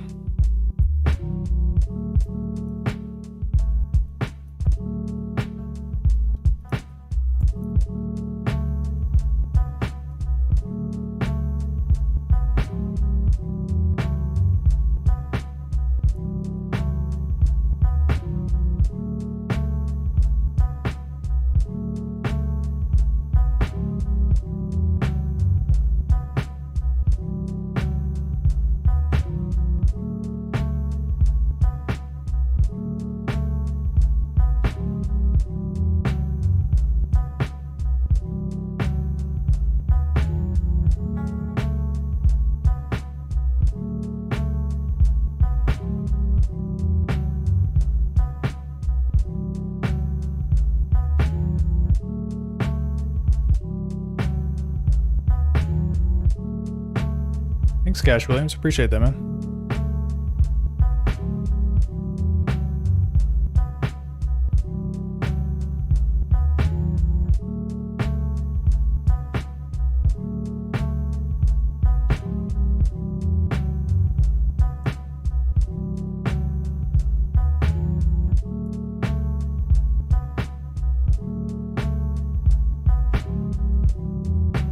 I wonder what it would sound like with delay. It's already like kind of delaying. Let's see though.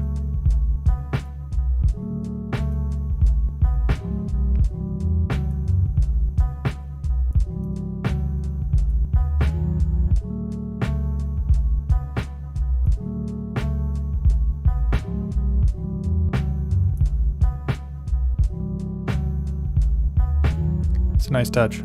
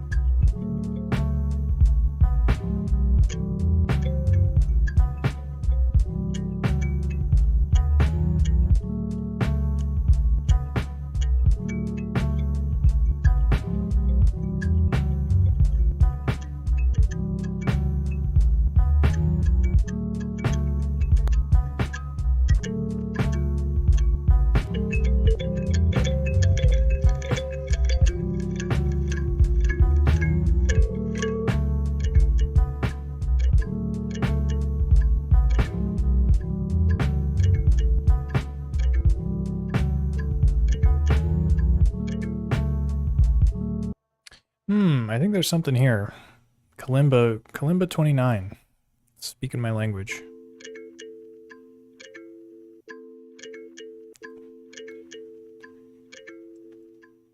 Could do some chops on there. Maybe, I don't think I need to normalize it. It's kind of like a quieter sample anyways. Oh yeah, but I need to chop it. So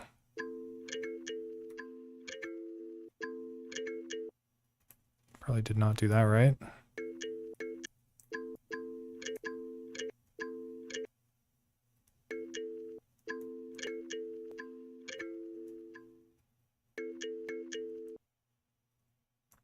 Yeah, I gotta pull this one back.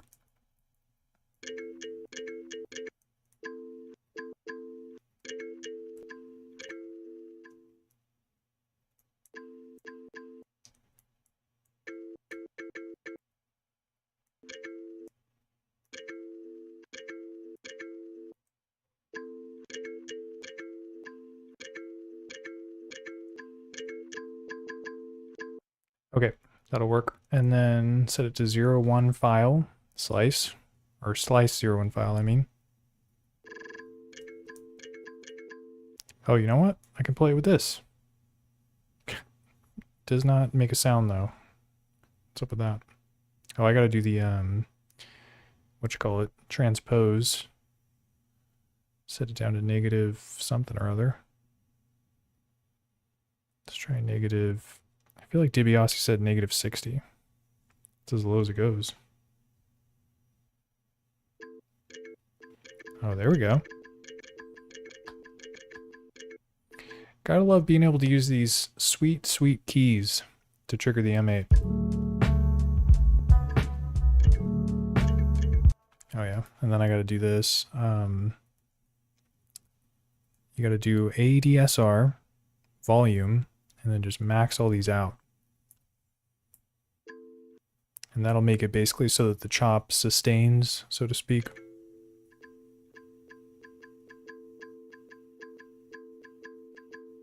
Didn't realize those were the same note.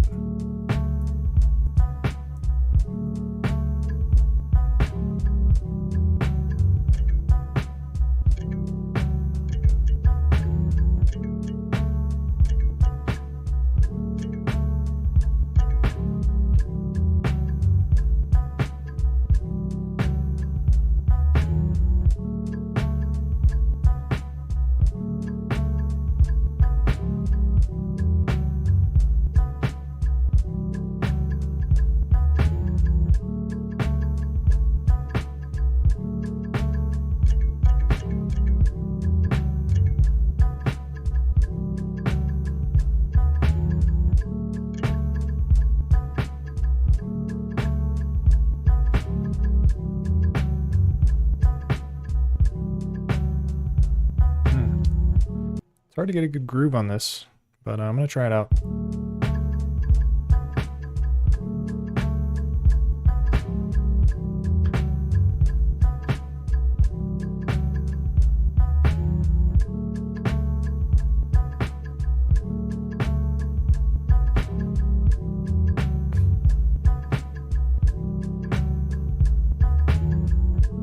Wow. My first try, it sounds pretty alright, but you can see this kind of mess going on here. So a lot of notes and data in the sequence, and it's all 54 velocity. So yeah, I kind of want to vary the velocity on some of the hits, which you can't do with the P6 because it's not velocity sensitive. But yeah, I think what I could do is probably just bring some of these down.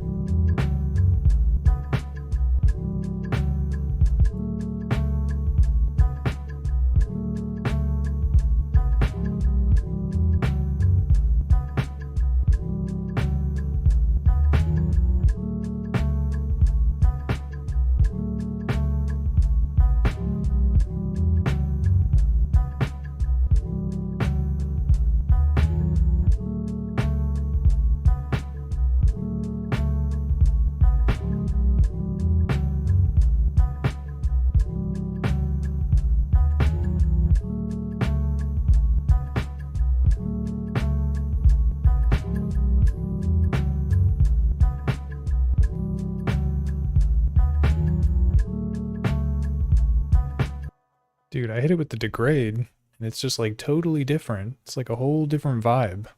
So sick. But yeah, Still Life, appreciate that, man. Yeah, it's an interesting little pattern.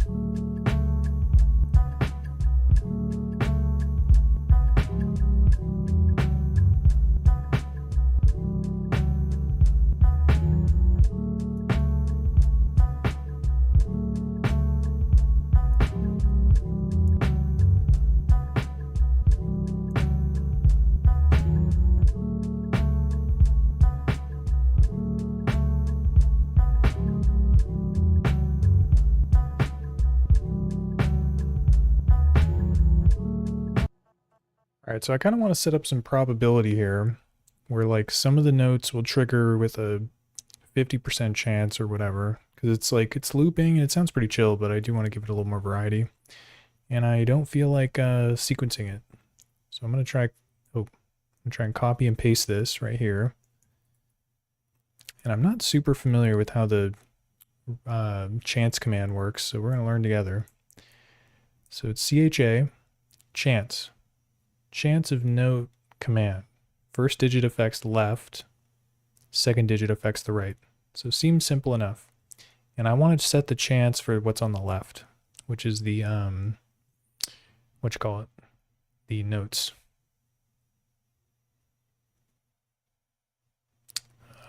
Maybe I'd press up. Yeah, so left, 50%. There you go, 53. 53 works. Oh, what the heck? Is my stream going out?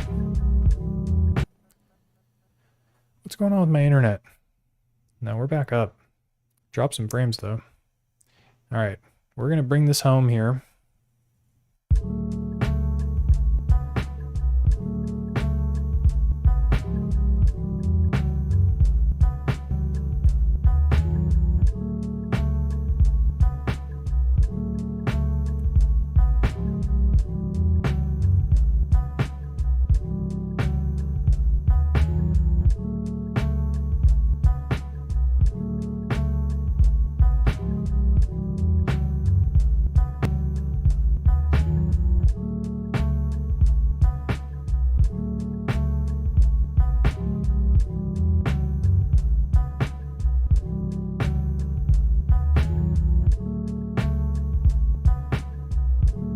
Oh, so now this is screwing up the delay commands, I think. I gotta make the right be 100. Oh, bro. There you go. You gotta set it to 8F.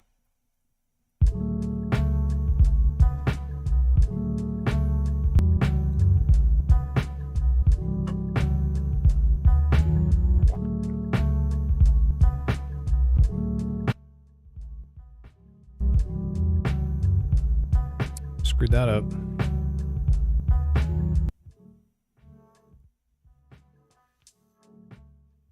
Oh, it's doing them both. All right.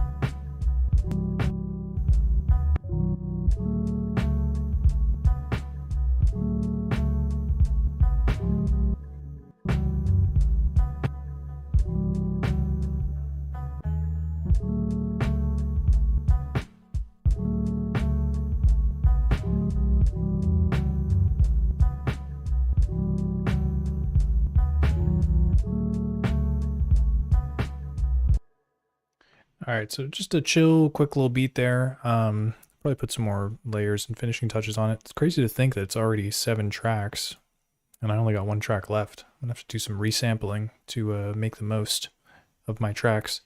But yeah, my stream's being kind of funny over here. I don't know what's going on. Getting a lot of error messages, not receiving enough data. So I think I'm gonna call it here.